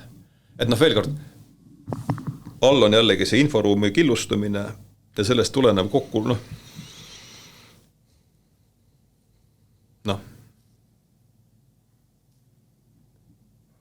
paar aastat tagasi küsiti USA ülemkohtu kandidaadi käest, et umbes, et kes on mees ja kes on naine. Aga temal ei ole ekspertiisi sellele küsimusele vastamiseks, et kui me ei suuda kokku leppida sellest, kes on mees ja kes on naine, mis lahendas, kus me suudame siis kokku leppida selles küsimuses, et ükskõik mis muus küsimus. Kõige lähem on maksud muidugi. See rahatrüki ja kuidas me maksudest suudame kokku leppida. Ja samal ajal me näeme, et see kaigas, see vägivalla aparaat, mida iga riik on oma olemuselt, selle võimekus kodanikke kontrollida on ju, oleks vanal Jossil olnud siuke asi käes, näotuvastused ja no nüüd räägitakse Eestis ka sellest juba mingitest kaameratest. Et see on olukorra teinud nii närviliseks, sest nüüd igaüks selles suures killustamises loomulikult mingid grupid seal koonduvad jälle omavahel, aga samas on jällegi, ma kujutan, et üks sõber rääkis eile, et USAs seal näiteks abordi vastaste poole peal, et need vihkavad seal oma isekeskis veel rohkem teineteist, siis on tavaline küllaltki, ega see pole ka midagi, et tihti ühe sama tiiva erinevad või või bolševikud omal ajal, eks, et need vihkasid seal tihti 11 erinevad fraktsioonid, üksteised olid üksteisega suuremal sõjaalal, kui nad kodanliku sellega olidki, et võta nüüd see. Jah, et ühesõnaga üritatakse seda võimast kaigast enda kätte haarata ja kui me ei suuda mitte milleski kokku leppida, et siis väga tõenäoliselt ühel hetkel tuleb lihtsalt keegi, kes ütleb, et nüüd on nii, sest minu käes on kaigas ja ma pigem arvan, et see ei tule sealt kusagilt poliitilisest protsessist, vaid kerkib kusagilt ja erinevatel maadel on see erinevat, aga tõenäoliselt see kerkib kusagilt sealt süvariigi sisikonnast. Et sa arvad pigem see keskkond on sarnane 30-ndatega praegu. Samamoodi oli suur depressioon ja depressioonist me sellest praegu oleme veel majanduslikus mõttes depressioonist oleme hetkel, aga kas ta sinnapoole on tõenäoliselt ikkagi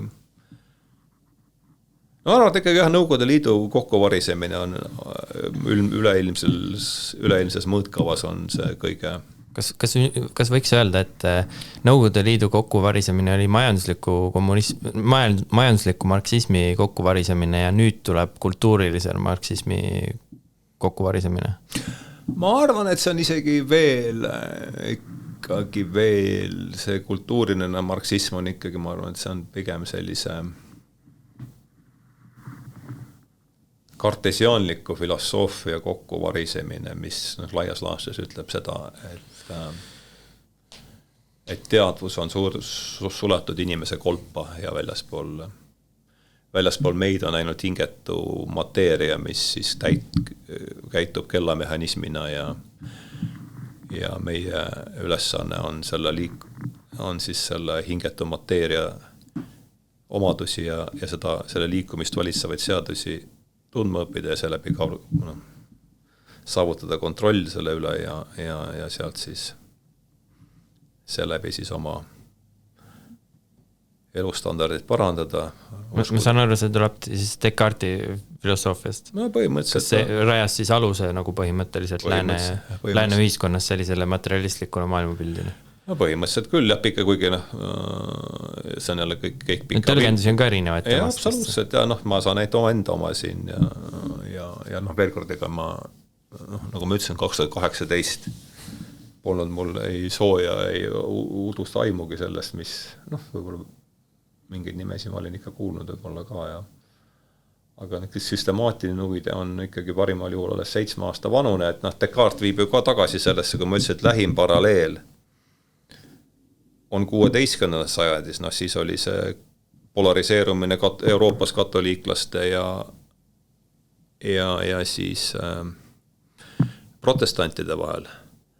Ja siuke valitsev paradigma oli Aristotelese, Thomas Aquino mugandatud Aristotelese, ütleme, filosoofia.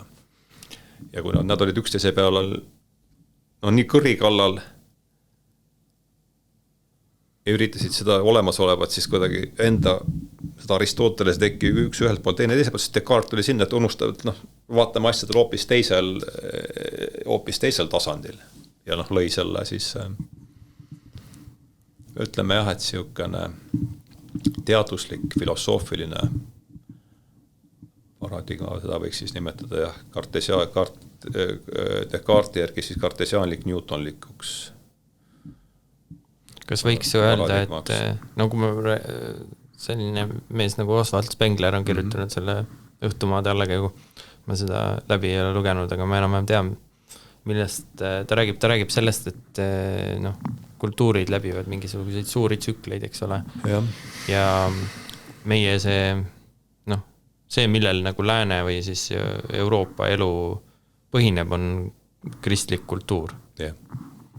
Ja see kristlik kultuur siis tema nagu teooria järgi saavutas oma tipu seal, ma ei tea, 18. sajandil. Seal, kus oli barokk ja need kõige ilusamad majad tehti ja kunst oli veel normaalne. Et kuidas seda nagu selles suuremas kontekstis näed, et kuna kõik on tsükliline, siis võib-olla see on ka selle osa sellest suurest kultuuritsüklist. Ja kui see niimoodi on, siis kui me oleme nüüd talves ja selles allakäigus, mis viimase sajandi jooksul, kui me vaatame neid maailmasõdu ja kõik, mis toimunud on, et see nagu annab tõestust sellele, et me oleme nagu selles allakäigus, siis ja kogu see maailmavaadete konflikt ja kõik see, et kuidas sina näed seda nagu veel pikemas pildis? Et kas ta võiks olla selline, kas ta võiks olla kristliku kultuuri allakäigu viimane faas ja kui see on, siis mis siia asemele tekib? Mis võiks siia asemele tekkida? Või keegi ei tea seda, et mis asemele tekib? Ei jah, mina kindlasti ei tea, võib-olla keegi ja ma ei usu, et ka keegi, aga see võib ju midagi mõtelda, et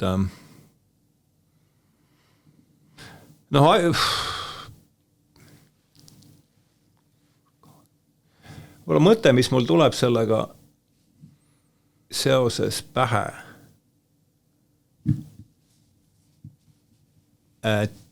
et üldse mitte vastust võlgu jääda ja loomulikult see ei ole mingi selline kindel ega selgepiiriline vastus, aga võib-olla nurk, mida tasub vaadata, et kui ma enne ütlesin, et lähim paralleel on 16. sajandi ususõjad, sest normaalselt kultuurisõda võib vabalt ümber nimetada ususõjaks, siis jällegi olles nende asjadega siit ja sealt lugenud, siit ja sealt ütleme nuusutanud ja rääkinud inimestega nüüd intervjuude ja kõigi käigus, et siis on üks selline nähtus, mis kannab suure teljeajastu nime, selle Karl Jaspers, saksa filosoof, ma ei tea, kas tuleb tuttavate selline termin. Karl Jaspers, saksa filosoof, andis siis selle nime ja see periood on siis kusagil jääb sinna 5-6 sajand enne meie aega, kus üheaegselt siis maailma erinevates paikades, Indias, Hiinas, Jutte juures, Kreekas, enam-vähem üheaegselt tekib see metafüüsika, et tekib ettekujutus sellest transcendentsest sfäärist, seesama Platoni filosoofia, millele ma siin alguses viitasin. et see on niisugune põhja panev murrang ja üks väide ja mulle tundub, et siin ja siis teljeajastul hakkavad siis üksteise kõrval arenema suured sellised maailma peamised religioossed traditsioonid. Kristlaseni läheb küll aega, aga küll Kreeka, ütleme, Nietzsche on öelnud jällegi, siin olen teda mitu korda tsiteerinud, et kristlus on platonism massidele. Ja ütleme, kristlased mõlemad juudi teoloogia ja Kreeka filosoofia hakkavad sellele arenema, mis siis lõpuks kuidagi sulanduvad kokku kristluseks budism, hinduism ja mitmed teised, ütleme siin räägime siin siis võib-olla Ameerika põlisrahvast traditsioonist, kõik need traditsioonid on ikkagi pikka aega arenenud üksteise kõrval, üksteisest ikkagi mitte väga palju mõjutatud täna. Ja nüüd on üks siis katoliiklik teoloog, Stuart Cousins on tema nimi. Tema on hakanud koos oma siis Fordhami ülikoolis, tema siis töötas koos oma kolleegi Thomas Perryga, nemad töötasid välja sellise mõiste nagu teine teljeajastu. Nüüd selle globaliseerumise tulemusena, seda me näeme, kuidas kõik need religioossed traditsioonid niimoodi mõjutavad üksteist ja et see toimub niisugune ulatuslik risttolmlemine, mis ei jäta ühtegi neist puudutamata, nii et ma arvan, et üks paralleel on võib-olla see, et me oleme teises teljeajastus, mis on siis eelmine oli siis 2500 aastat tagasi. Et see võib ja mis sealt välja tuleb, Tont seda teab, millise hinnaga me sinna läheme. Võib-olla see on tehisintellekt usuvool. Saab olema tehisintellekt, kui ta sellise tempoga edasi areneb ja ta teab põhimõtteliselt kõigile küsimustele vastust. Tehisintellekti osas on mul selline arusaam, et tehisintellekt ja veel kord ei pea siin ennast selles vallas üldse mingiks suureks arvajaks, aga minu enda siuke sisemine intuitsioon ütleb seda, et tehisintellekt kiirendab selle ühiskonna kollapsit, sest ta on ja põhjus on minu arvates laias laastus epistemoloogiline on nüüd see filosoofia aru, mis räägib sellest, et kust me midagi teame ja mille alus või küsimus on see, et kas tõsikindel teadmine on võimalik, kust me üldse midagi teame, et me teame. Ja tehisintellekt suudab ikkagi töödelda ainult arvulist ja numbrilist informatsiooni, see, mis on juba digitaalsel kujul olemas, aga suur osa sellest informatsioonist, mida me teame, meie see sõnastamata teadmine, see sinna ju see oma kehalisusest tulenev teadmine. Ja ma arvan, et meie praeguse, kui me rääkisime siin Newtonlik kartesiaanlikust paradigmast, selle epistemoloogilisest fundamentist, et suur probleem ongi see, et see on liiga ühekülgne. Me tähtsustame üle üht liiki informatsiooni ja jätame täiesti kõrvale teise, ütleme sellise intuitiivse teadmise ja AI on ju selle, ütleme, tippsaavutus, jah, ta lihtsalt keerab sinna veel vindi peale ja ma arvan, sellega ta kiirendab selle olemasoleva siis süsteemi karile jooksmist. Teine küsimus on muidugi see, et ta on jällegi päris jällegi see madjakas totalitaarse režiimi käes on ta jällegi päris võimas tööriist, nii et see AI-st ma arvan seda, aga veel kord et ma arvan, et see, et kui nüüd rääkida sellest, et tõenäoliselt toimub selline peamiste religioossete traditsioonide ehk siis peamiste maailmavaadete selles tähenduses, et kuidagi nende siukene kokku sulandumine või selline igatahes jah, see on seda on näha ka igal pool. Just täpselt sama sinna Ajavaska šamaane voorib siia, eks lennukite kaupa, inimesed käivad Indias joogatraditsioonid asjad, kõik seguneb, jah. Mida me ja sellel, aga mis sealt siis lõpuks välja tuleb, tont seda teab. Et, jah. Eestis on kuidagi ei ole seda pakutud, seda vaimsete praktikate, ühiskond nagu ei paku seda ja siis tuleb kuskilt mujalt laenata see mulle tundub.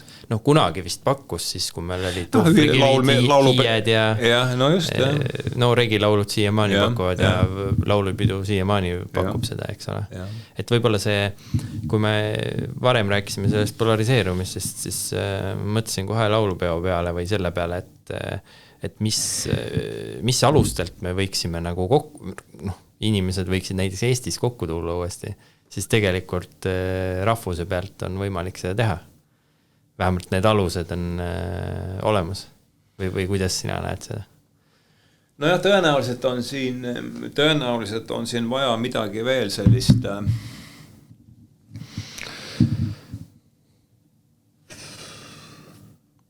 see rahvuse pinnal konsolideerumine on ka kindlasti oluline, aga ma arvan, et siin on ikkagi vaja veel midagi sellist, midagi veel üldinimlikumat, sest see on rahvuste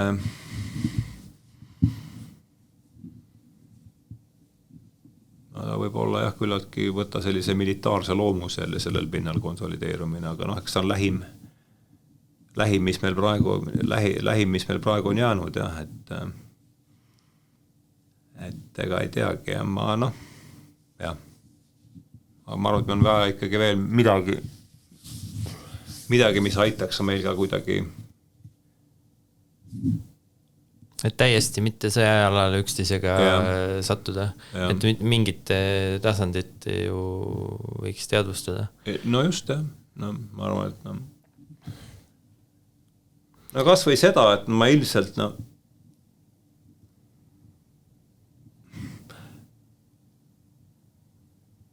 et ma ise räägi siin inimestest, ma arvan, et kui me nüüd vaatame seda sama männipuud siin kõrval ja meid ja seal mulla sees toimetavad ussikest ja võib-olla siin ringi lendavad tiblikat, et ma usun, et kõik liigid tajuvad oma selliajuga või millega iganes on maailmaga suhtuvad, et kuidagi muutused on ikkagi kiirenenud. Et me oleme mingis voolus ja meil pole õrna aimu ka, kuhu see vool meid kannab. Nii mingit erilist kontrolli ka selle päris ausalt üle selle, päris ausad oleme, et ega meil ei ole aimu, meil ei ole kontrolli, et see võib-olla see on see. Et ükskõik mis vastuvõtmatut joru mingi teine tegelane ega ei ajaks, ma arvan, et see on see ühine äratundmine, kus me praegu oleme, et me näeme, et me oleme kiireneva vooluga jões ja meil pole õrnaimu, kuhu see meid kannab. Võib-olla see aitab meil kuidagi. Aga siis muidugi üritavad kõik jälle seal vee peal olevas ollusest kinni hoida ja teisi. Või siis jõge kuhugile suunata. See, ma arvan. Üks inimene, kes sealt tähenduse teejuhtidest ka palju läbi käinud, see Charles Eisenstein. Selline see oli nagu kroonimine. 2020 aasta septembris ilmus. Ja, Eesti keeles? Jah, ausalt öeldes, kui ma praegu saadet ette valmistasin, siis ma nagu sattusin selle peale ja ma lugesin selle läbi. Te polnud enne Eisensteinist kuulnud? Eriti mitte, natuke ikka olin kuulnud, aga eriti mitte ja minu jaoks, minu üllatuseks see kirjatükk oli kõige parem koroona teemaline kirjatükk, mis lugenud olen. Absoluutselt. Et ma ei olnud selle ja huvitav, et see oli selles hulluse nagu siis keskel. Kirjutatud ka täitsa peaaegu alguses. Et juba siis, tavaliselt tuleb tagant järgi need. See oli, täpselt oligi, et ta vaatas väga, väga mitmetahuliselt ja sügavalt seda teemat. Ja mis mulle nagu silma jäi sealt, oli see, kuidas ta nagu esiteks, kuidas ta surma eluga ütles, et mis ta seal ütles, et hirm surma ees on hirm elu ees. Et siis kuidagi jõudis kohale see ütles. Ja siis minu jaoks oli huvitav see turvalisuse ja vabaduse, duaalsuse nagu balansseerimine. sellest. Muidugi ma kõigi asjadega nõus ei olnud seal, ta oli seal kodanikupalgast ka rääkinud ja sellistest teemadest. Aga kuidas võib-olla, kui siia turvalisuse, vabaduse ja duaalsuse juurde tulla, et tema käsitles seda nagu koroonakriisi kontekstis, kuidas sina seda enda jaoks mõtestanud oled? No nüüd me oleme koroona juurde jõudnud, et eks see oli selgelt, et koroonaga algas imestamisjärgne ajastu minu jaoks, et ma ütlesin, et kui see on võimalik, siis on kõik võimalik. Et see oli täpselt see ja nagu, ma arvan, et siin viivad jällegi, see kõik oli, kui nüüd vaadata protsessi, mis ma ütlesin, et ka 2016, kui ma hakkasin siin üldse niimoodi, olin ennast sellisesse 4. kainusaastal, olin ennast jõudnud sellisesse kohta, kus ma sain üldse aru, et või üldse võimalik üldse midagi tegema hakata. Ja need samad küsimused, et kuidas sa enda depressiooniga hakkama saad ja kuidas selle ühiskondliku hüsteeriaga, et kus see tuleb ja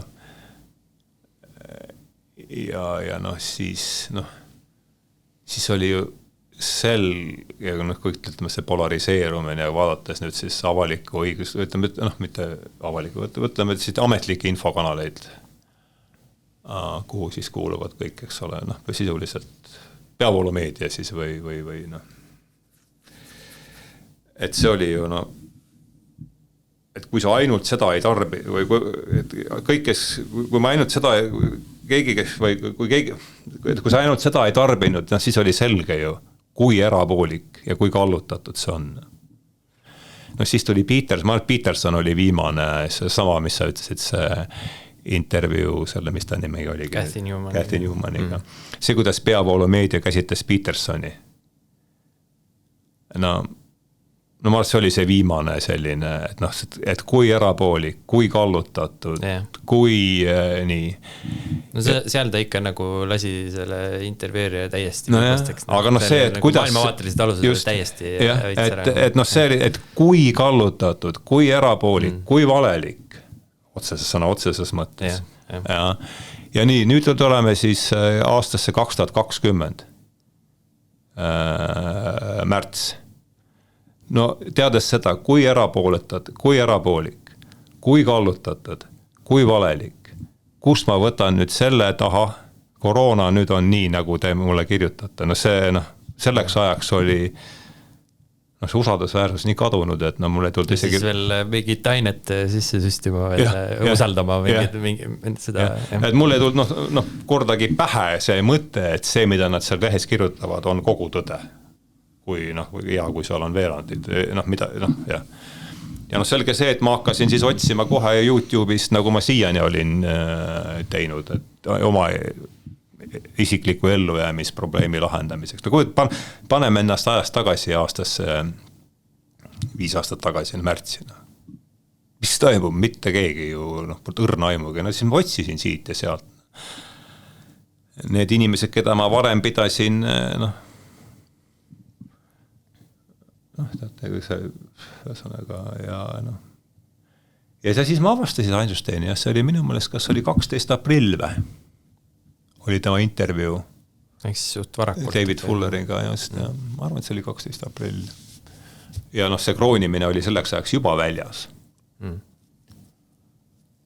ja see on see sama, see oli esimene sisuliselt nägi ette siis väga paljusid asju ka seal Ioannidis, ta oli tegelenud selle asjaga kõik, et John Ioannidis ja see hakkas seal silma, et meil on tegemist eelkõige uudisklippide epideemiaga. See sama, mis ma enne ütlesin, et internet oli selleks ajaks meie närvisüst see ülim tundlikkus ja kõik see leidis nüüd seal selle väljenduse. Ja see sama Charles Eisensteini, nendest ma lõikasin siis klipid ka meie kanalile seal, et Eisensteini lause, et üheski meie vastuses koroonaviirusel ei ole midagi uut, et nad on kõik kujutavad nendest vaid varasemate trendide võimendatud vorme.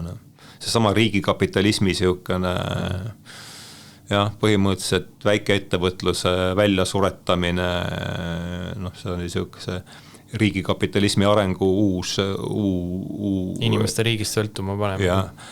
Ja korporatsioonide ja firma valitsuse siukene täielik kokku kasvamine, et see andis ja siis ja noh, ja siis ja noh, võib-olla kõige paremini on ikkagi veel minu jaoks, mis on, ja omakorda see läks kõik Rebel Wisdomi kaudu. Eisenstein vestes Fulleriga ja siis nad vist minu meelest, ma ikkagi esimene saade ei olnud, jah. Ja siis Paul Kingsnorth, jah, et kes ütles kenasti, et tagasi vaates, ma tegin Eisensteiniga oli mul intervjuu tähenduse teejuhtide teises numbris, oktoober 2020, 2022 tegin ma augustis intervjuu Paul Kingsnorthiga, noh siis oli juba 2 aastat siis ja noh see, mis mind hämmastab nüüd lihtsalt vahemärkusena siin oma isegi sõbrad ei et ongi kuidagi ostavadki ära selle jutu, et aprillis või ütleme siis märtsis, no ütleme aprillis 2022 sai järsku koroona otsa. Jaanuaris oli veel esilehtedel ei olnud ju nakatunute arv ei olnud mitte mingit muud uudist ja. Ja märtsis oli see teema maas. Või no ütleme aprillis, märtsis veel. Oli küll niimoodi. Jah. No, lihtsalt veel suurem teema sõitis üle. Uus hüsteeria ja kadus täiesti ja ei, saigi otsa. Et noh, see on minu jaoks täiesti selline. No ja siis Kingsnorth ütles see tagantjärgi. See on küll tagantjärgi, siis oli juba augustis. Et meiega pandi toime hiiglaslik tehnoloogiline eksperiment. Et põhimõtteliselt see, et ei ole kahtlust, et koroonakriisis kasutatud meetmed hakatakse kasutama ka teistel eesmärkidel. Noh, näiteks püsi kliimapäästmise eesmärgil nüüd järgmised kliimapäästmise eesmärgil järgmised 15 aastat kodus püsida. Noh, kuigi ma arvan, et see kliimapäästmine siin kogu seda vaadates, mis siin niimoodi hoogudu võtab, ma arvan, et see kliimapäästmine jõuab praegu esikaantele.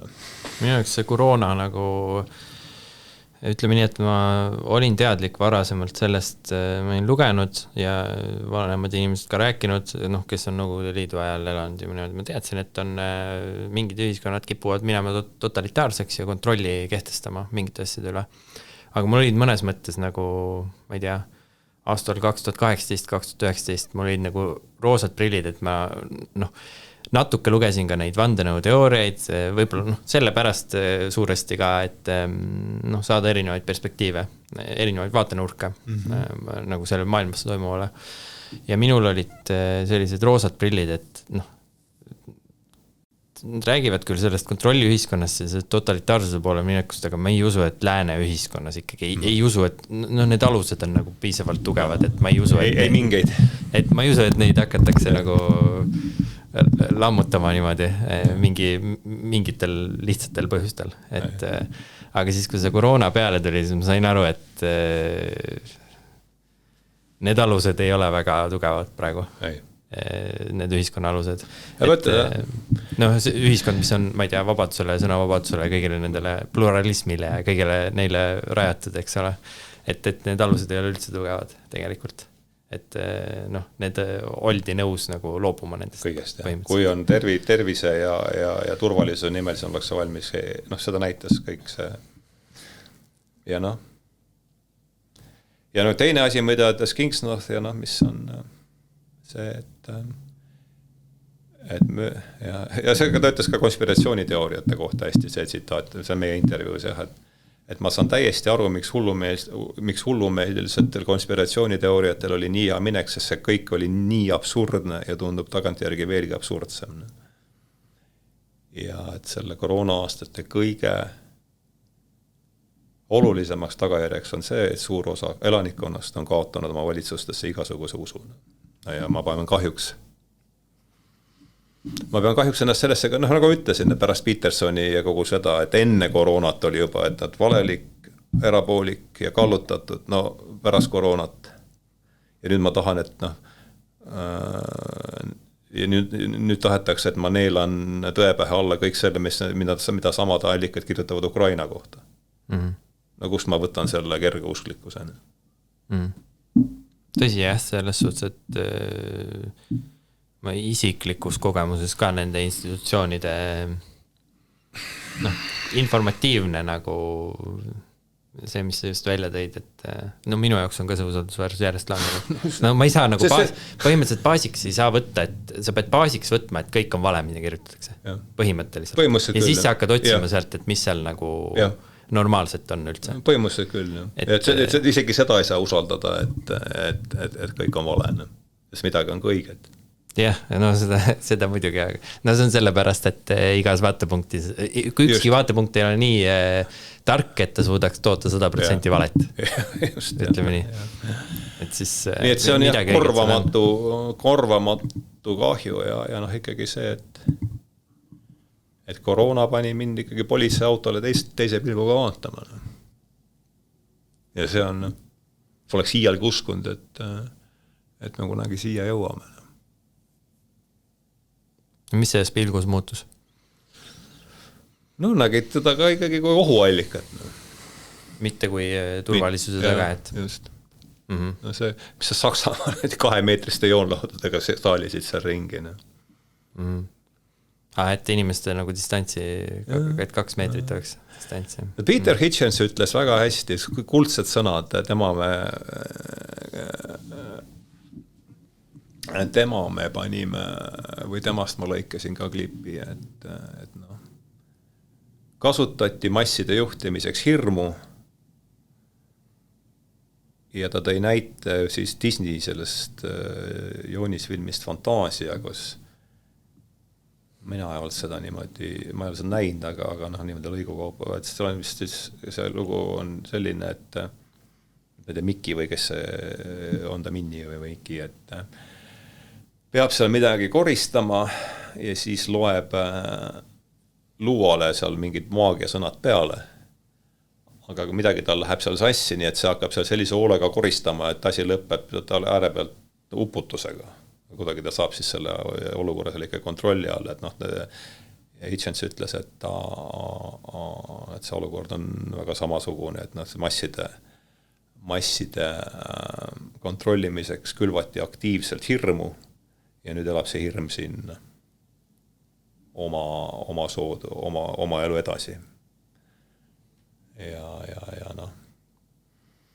Ma kujutan ette, et kui küsida nagu mingitelt inimestelt, kes nagu esipildis olid selle ajal ja rääkisid mingit konkreetset juttu, et rääkida, et küsida, et praegu, et mis sa praegu nagu arvad, et kas oli nagu või valitsuse liikmetelt, kes siis olid valitsuse liikmed, mis sa praegu arvad, nagu, kas oli nagu mõistlik, mida te tegite või mis need vead olid, mida te tegite, et kas võiks nagu, ma ei ole näinud keegi, et tuleks välja sellisega, et ma ei tea, vabandaks mingi asja.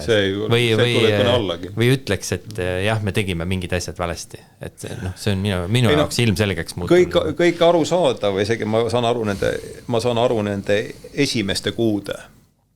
Ja, aga see süstimise surumine, ta alguses oli ju jutt, tuletame meelde, et kui teed süsti, siis oled sa igaveseks ajaks igaveseks kaitstud. Pärast oli see, et kui teed süsti, siis võib-olla see ja tagab selle, et haigus edasi ei kandu. Mis on peaks olema vaktsiini mõte. Ja lõpuks oli mõte see, et kui ära süstid, et siis ei jää nii raskesti haigeks. Ja ei koorma haiglatele. Aga seda hullemalt ja tuletame meelde Petersoni algust. Kus see kõik, sa küsisid, miks ta kuulsaks sai? See oli vist see Kanadas. Ja, et me surume teil, kurat, need asesõnad kurgust alla, kas te tahate seda või ei taha? Mis see oli Kanada vist? No see oli see oli see siigust, et kohustuslik kõne, mingi soo järgi kohustuslik asesõnad, et kui inimene ütleb, et ta on, mis on need sugusid on juba 16 või ma ei tea, mis 72 või palju, ühesõnaga palju. Ja seal oli Ziir, Seer ja Zoor ja mis seal kõik oli tei. Et kui keegi ütleb, et ta identifitseerib, et tema kohta peaks ütlema tei ja kui sa ütled talle he või she, siis põhimõtteliselt ta saab ta su... Seaduslikult. Et me surume teid need asesõnad kurgust alla, kas te tahate või mitte. Me surume teid, süstima, kas te tahate või mitte kõiki, olgemata sellest, et noh, mis ma siin just rääkisin, et noh, seal on see tagasi asi. Ja noh, jällegi Petersoni on üks suurepärane tsitaat, mida ta, noh, mis osutus jällegi täiesti prohvetlikuks. 2017, kui ta andis Kanada senati komisjoni ees tunnistusi, siis ta ütles sellise lause, mis ei lähe mul kunagi meelest ära, et te võite olla täiesti kindlad, et kui Kanada senati komisjoni istungit vaatab üle kogu maailma 300 000 inimest, siis on apokalüpsis lähedal. Ja noh, 3 aastat. Et noh, seda ilmselt tajusid paljud inimesed, et see hoiak, et noh.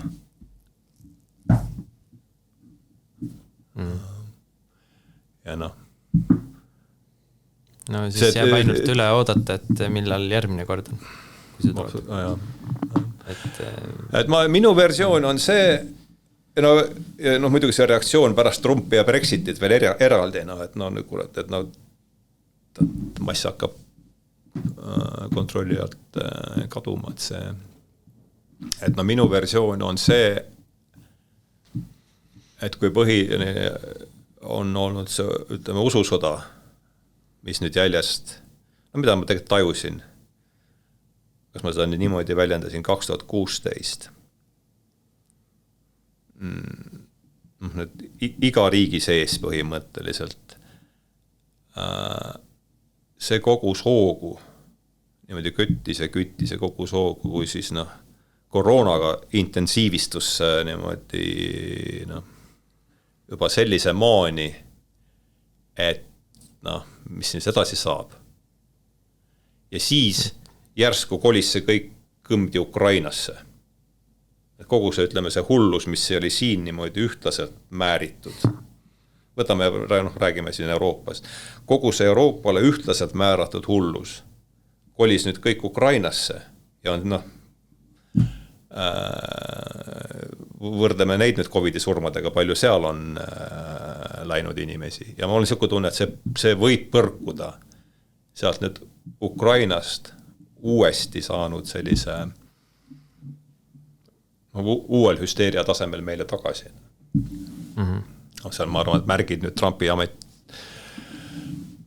ja noh, mis on see kõik selle rahandusliku tagajärjed, et see on jällegi, ma ju on niisugune kuidagi intuitiivne ja mitte väga selgelt sõnadesse pandud aimdus, aga mulle tundub, et see võib niimoodi minna.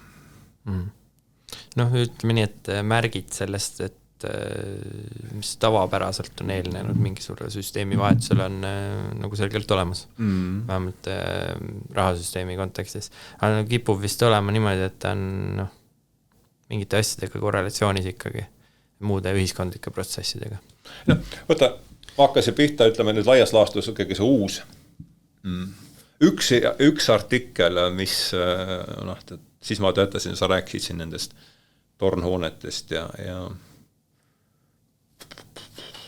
kuupäeva enam täpselt ei mäleta, kuigi ma olen seda siin 2010 mais ilmus Financial Timesis Simon Schama artikkel The Coming Age of Rage. Simon Schama on Briti ajaloolane, kes on kirjutanud suurepärase raamatu Prantsuse revolutsiooni ajaloost. The Citizen, soovitan seda lugeda, pole rõõmus lugemine, aga väga silmi avav. Et noh, tema ütles siis 2010, 2 aastat pärast siis krediidikriisi, et olemas on The Coming Age of Rage, ehk siis raivuaja, me seisame raivuajastu künnisel.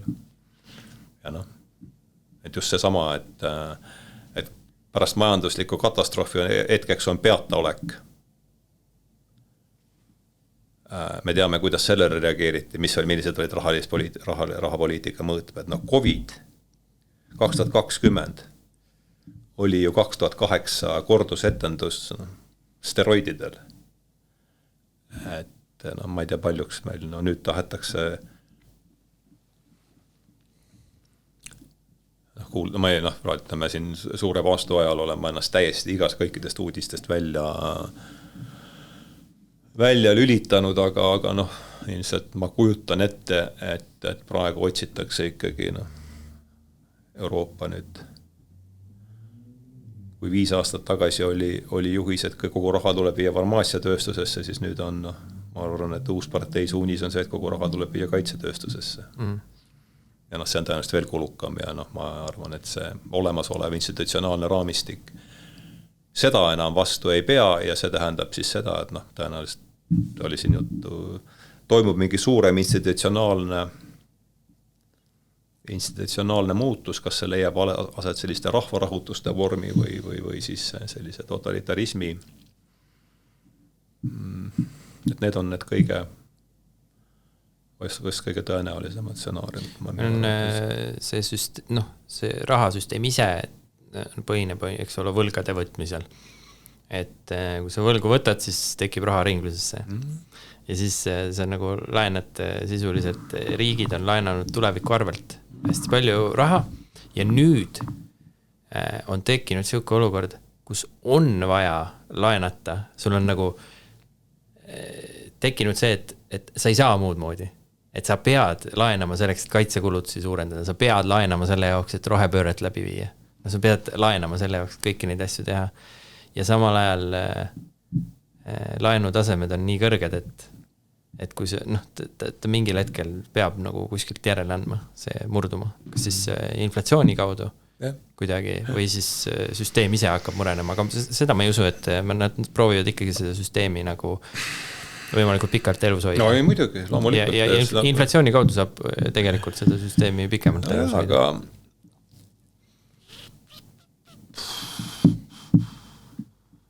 ütles Kaarel Ots, kes eelmises saates. Jah. Me tegime, ma ei tea, mis see järjekorra number on. Aga ma mäletan, et selle saate pealkirjaks sai vist varaklass mõttekriipsuga leib. Seda ma isegi olen kuulanud. Ja, et see numbrid olid vist sellised, et siis Weimari vabariigi aegsest inflatsioonist, ma ei mäleta ka seda aastaarvu täpselt, aga igatahes oli see enne Rathenau, Walter Rathenau, Saksa välisminister, ta tehti atendaat, kas 1923 või 1924 või midagi seal kandis, me ei julge peast ei hakka tempo hoidmiseks vaatama ka. Et laias laastus enne Rathenau,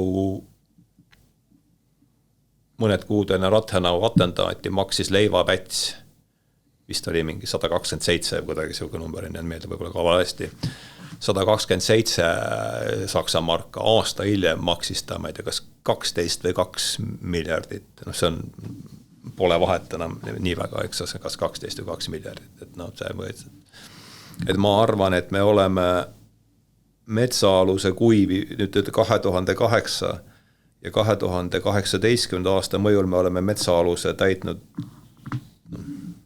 kuivade puudega, oksarasega, nüüd on näitab mingid, ja selleks on mingi ettenägematu poliitiline sündmus. No. Et selline tunne on mul igatahes. Kaubandus seda võib selleks nagu suurepärane, ja veel kord sellega ma nüüd, see on juba langenud suure paastu hulka, nii et ma olen et sellest sa oled õnneks kõrvale jäänud. Ma olen täiesti teadlikult keskendunud vaimsele praktikale praegu, sest ega see kaubandus seda kohta lugemine mu niigi kehvas seisundis vaimselt. Küsikski lõpetuseks, et võib-olla mõni inimene siit kuulajate hulgast tahab ka paastu teha, et nagu, ma ei tea, meediaruumist näiteks, et aitab nagu selgemini näha, et kuidas seda paastu teed, et kuidas saab nendest ekraanidest eemale või lihtsalt ongi niimoodi, et ei vaata neid või keskkonnavahetus või selles linnas ringi liikuda siin samas kõrvalekraanid jooksevad. Või no sellest ei saa muidugi, aga lihtsalt ise ei otsi, et ma ei vaata, mul see New York Timesilt tuleb iga päev see meil, eks ma üldse ikkagi. Ei no tegelikult pärast seda, kui see Trumpi ja Zelenski kohtumine oli, siis ma ikka veetsin päris palju aega. Kõik see oli, mis sealt Ukraina, et ma veetsin päris palju aega. Tollest kohtumist saaks eraldi saate teha. No ja see oli ka ju täiesti kõik, kes olid poliitikat siin katnud, et see on midagi sellist polnud ja keegi kunagi varem näinud. ja pärast see Trumpi atendaati ma veetsin ka, aga ühel hetkel lihtsalt ma sain aru, et see on lihtsalt destruktiivne, sama hästi võiks jooma hakata. Et see... Nii suur mõju on kohe? Joomine teeks lihtsalt kiire lõpu. Aga miks see ei aita mind ju kuidagi edasi, aga paastuda uudistest, aga see on selge ka olulisem on ikkagi see, mõlemad on olulised, see ka ikkagi see toit, et mina nüüd olles siis nüüd aasta aega olnud õigeusu kirikus, olen teinud selle eile lõppes siis see 47 nädalane paast, aga mitte see tähendab seda, et võib süüa või nüüd algas kannatusnädal. Et me oleme Kaiega nüüd vist juba lugesime kokku 5 aasta, et kannatusnädalal, Kaia ei ole küll õigeusu kiriku liige, aga et oleme siis joonud ainult vett nüüd nädal aega. Et see on jällegi see, et ja esimest korda nüüd siin kiriku liikmena, et juhindun sellest mõttest, et inglise keeles kõlas, et fasting without prayer is demonic, et seda tuleb siis ka niimoodi demooniline või palveta paastumine avab demonit rünnakule, et puhastab organismi. Ja puhastab organismi, aga veel tähtsam on see meelt puhastada ja meele puhastamine ikkagi toimub palvega ja ma ütlen, eile ma kirjutasin just loo, mis nüüd laupäeval ilmub, et juba ainuüksi sellel põhjusel pole Kristuse ülestõusmist oodanud kunagi nii nagu sel aastal, sest siis saab sööma hakata. Ehk siis 18. saad sööma hakata või 19? Ma olen seadnud endale niimoodi, et 20. on siis 19. kell 11 algab siis ülestõusmis liturgia laupäeval, see peaks kestma 3 tundi, nii et ma olen pühapäeva öösel kell 2 on see. Et aga jah, ma arvan, et see on puhastumise eesmärgil ja meeleparanduse eesmärgil vajalik, jah. Ja veel kord, mis ka selles saates lehes, kes keegi tsiteeris, et kas on üks keegi vene pühakutest vist on öeldud, et kui parandad meelt, siis parandavad ka teid, see kandub edasi, et see, ma arvan, et lõpus teisi lahendusi väga ei olegi. Et leia rahu ja tuhanded sinu ümber leiavad rahu, oli vist see tsitaat. Et see on see, mis... Et muutus algab sellest siit. Ja, mitte sellest, et viia on... Aga suur tänu sinu aja eest. Aitäh sinu aja eest. Mul on väga, väga põnev vestlus oli minu. Aitäh, kui sa nii arvad, siis on mul hea meel sellele. Aitäh kõigile kuulajatele ja vaatajatele ka ja siis näeme juba järgmises saates.